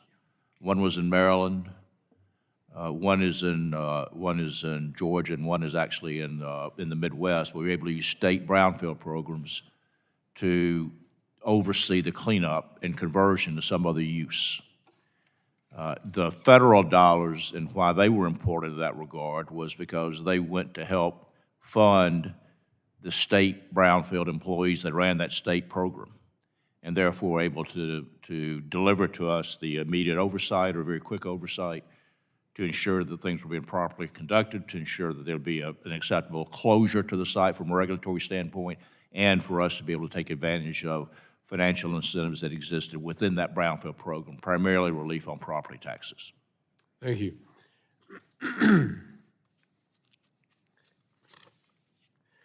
Mr. Robinson, as we're talking about these former energy sites, and one of the issues that if you're talking about maybe like at a coal mine or something like that, one of the great things about this committee, we have a very broad jurisdiction. I chair the Energy Subcommittee.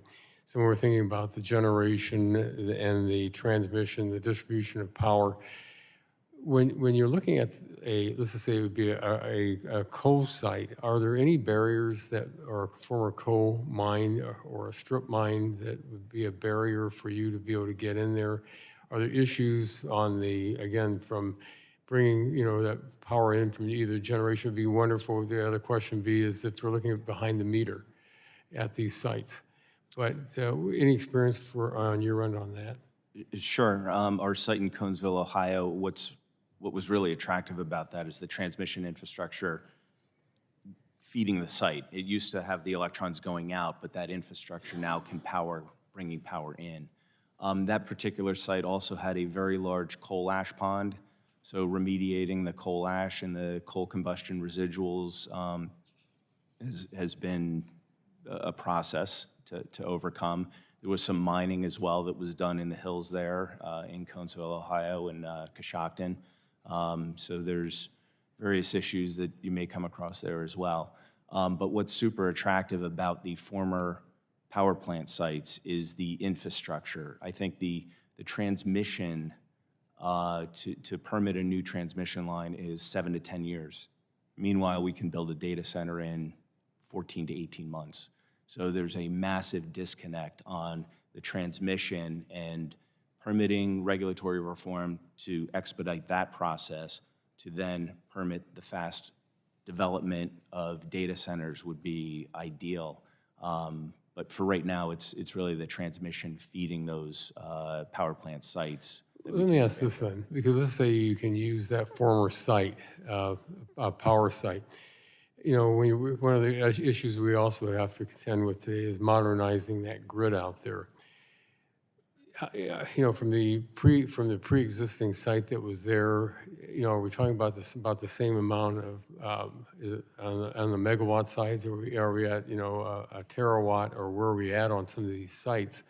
Would you have to do a lot of upgrading to that site with the modernization? Because again, we're talking about a massive amount of power being utilized at the site. Yeah. No, prior to really any installation, we go through what's known as a load study with the local utility. In that case, it was AEP, and this site used to be an AEP coal-fired power plant. Any site, though, a load study is done, and the local utility identifies each portion of the infrastructure that has to be improved to then carry the load that we want to bring to the data center site. And we do end up paying for those improvements. So we are paying our fair share. Well, thank you very much, Mr. Chairman. My time has expired, and I yield back. Gentleman yields back. Chair recognizes myself for questioning. I thank the witnesses, and I believe this may be the last, I'm the last questioner, so you've survived. I'll focus kind of on the rural aspect. It's obviously outsized economic impact when done correctly, but also there are limitations on staff, and y'all have talked about this today. And that's kind of where I want to start, but it does make a huge difference when we do this correctly. So I'll start with Mayor Thompson. You know, kind of what are the biggest practical barriers that rural towns face when trying to access or administer EPA brownfield grants? And specifically, are we talking funding levels or cost sharing requirements? Are there restrictions or technical capacity? Can you talk us through that? Yes, sir. It's a little bit of all of that. Resources are very important. The program, the funding, I talked about how, you know, we really don't want to compete with the big entities because we probably would lose the ability to have the funding that we've had in the past. From a technical standpoint, we also in rural communities don't have the expertise to do the things we need to do for these grants, and that's where we rely on the EPA's technical assistance brownfield centers, which do a great job, and then also our partners at the state level also with the brownfield program makes a big difference. And it's leveraging their knowledge, their expertise that allows us to be successful. Thank you for that, and I'm glad to hear good positive comments on the EPA assistance as well. Mr. Wells, how can federal policy better support state brownfield responses and those programs in assisting small rural communities, as the mayor just mentioned, that don't have the staffing to navigate the cleanup or the redevelopment on their own? Well, we served in that role of helping people walk through the process and adequately funding the components of the program that fund our work there is critical. Are there specific examples where you can cite that it is in states, or that you know of examples that have gone well and those that have not gone well? With our help, I'm not aware of any that haven't gone well. I'll turn to Mr. Robinson. You mentioned, you just talked about some permitting with my colleague.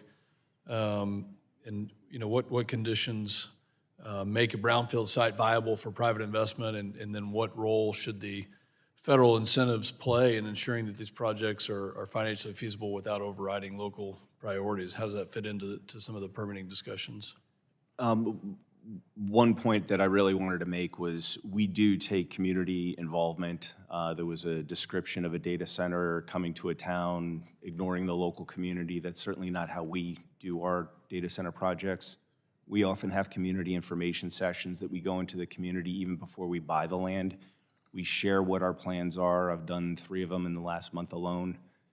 Going into the community, getting feedback, sharing with them what we'd like to do at the site. That helps gain trust, add transparency to the process. So many of our permits are local permits, so that really helps the process from a permitting standpoint. Earlier I mentioned we have not taken advantage of the brownfield programs. The brownfield sites that we've developed, and there's 6+ that we've done as a company as part of our sustainability mission, taking brownfield sites, putting them back into productive use, making it part of the digital infrastructure for this new age. We've not had to use any of those grant programs to date, so I can't really specify any issues that need to be rectified. Mayor Thompson, just on a cost basis, without some of these permitting reforms as we craft this legislation, I mean, give us an idea of what the cost could be if we don't streamline and make it more efficient for some of the staffing positions. You know, you have to go out and hire attorneys, you have to go do different things that maybe a small community like mine is not set up to do. Well, I think especially when you look at the EPA Technical Assistance Brownfield Centers, they actually had a 20% staffing cut through the DOGE efforts. And that has hampered their ability to support local rural communities in some of the advice and technical assistance. So shoring that up would be very, very helpful. Very interesting. We have 20 seconds left. Did anybody not get a chance to say something? Mr. Pouncey, I didn't have specific questions, but I'll yield to you for 15, 20 seconds if you have anything. It is, I would just reemphasize the role that the private sector plays in developing and cleaning up these sites. And so we can't understate the fact that we need them as a player at the table. Thank you. My time has expired, and I'd like to thank all of the witnesses for being here today. Members may have additional written questions for you, and I'll remind members to get those in within 10 business days, and I ask that the witnesses do their best to submit responses within 10 business days upon receipt of those questions. And I ask unanimous consent to insert into the record the documents included on the staff hearing document list. Without objection, so ordered. And without objection, the committee is adjourned.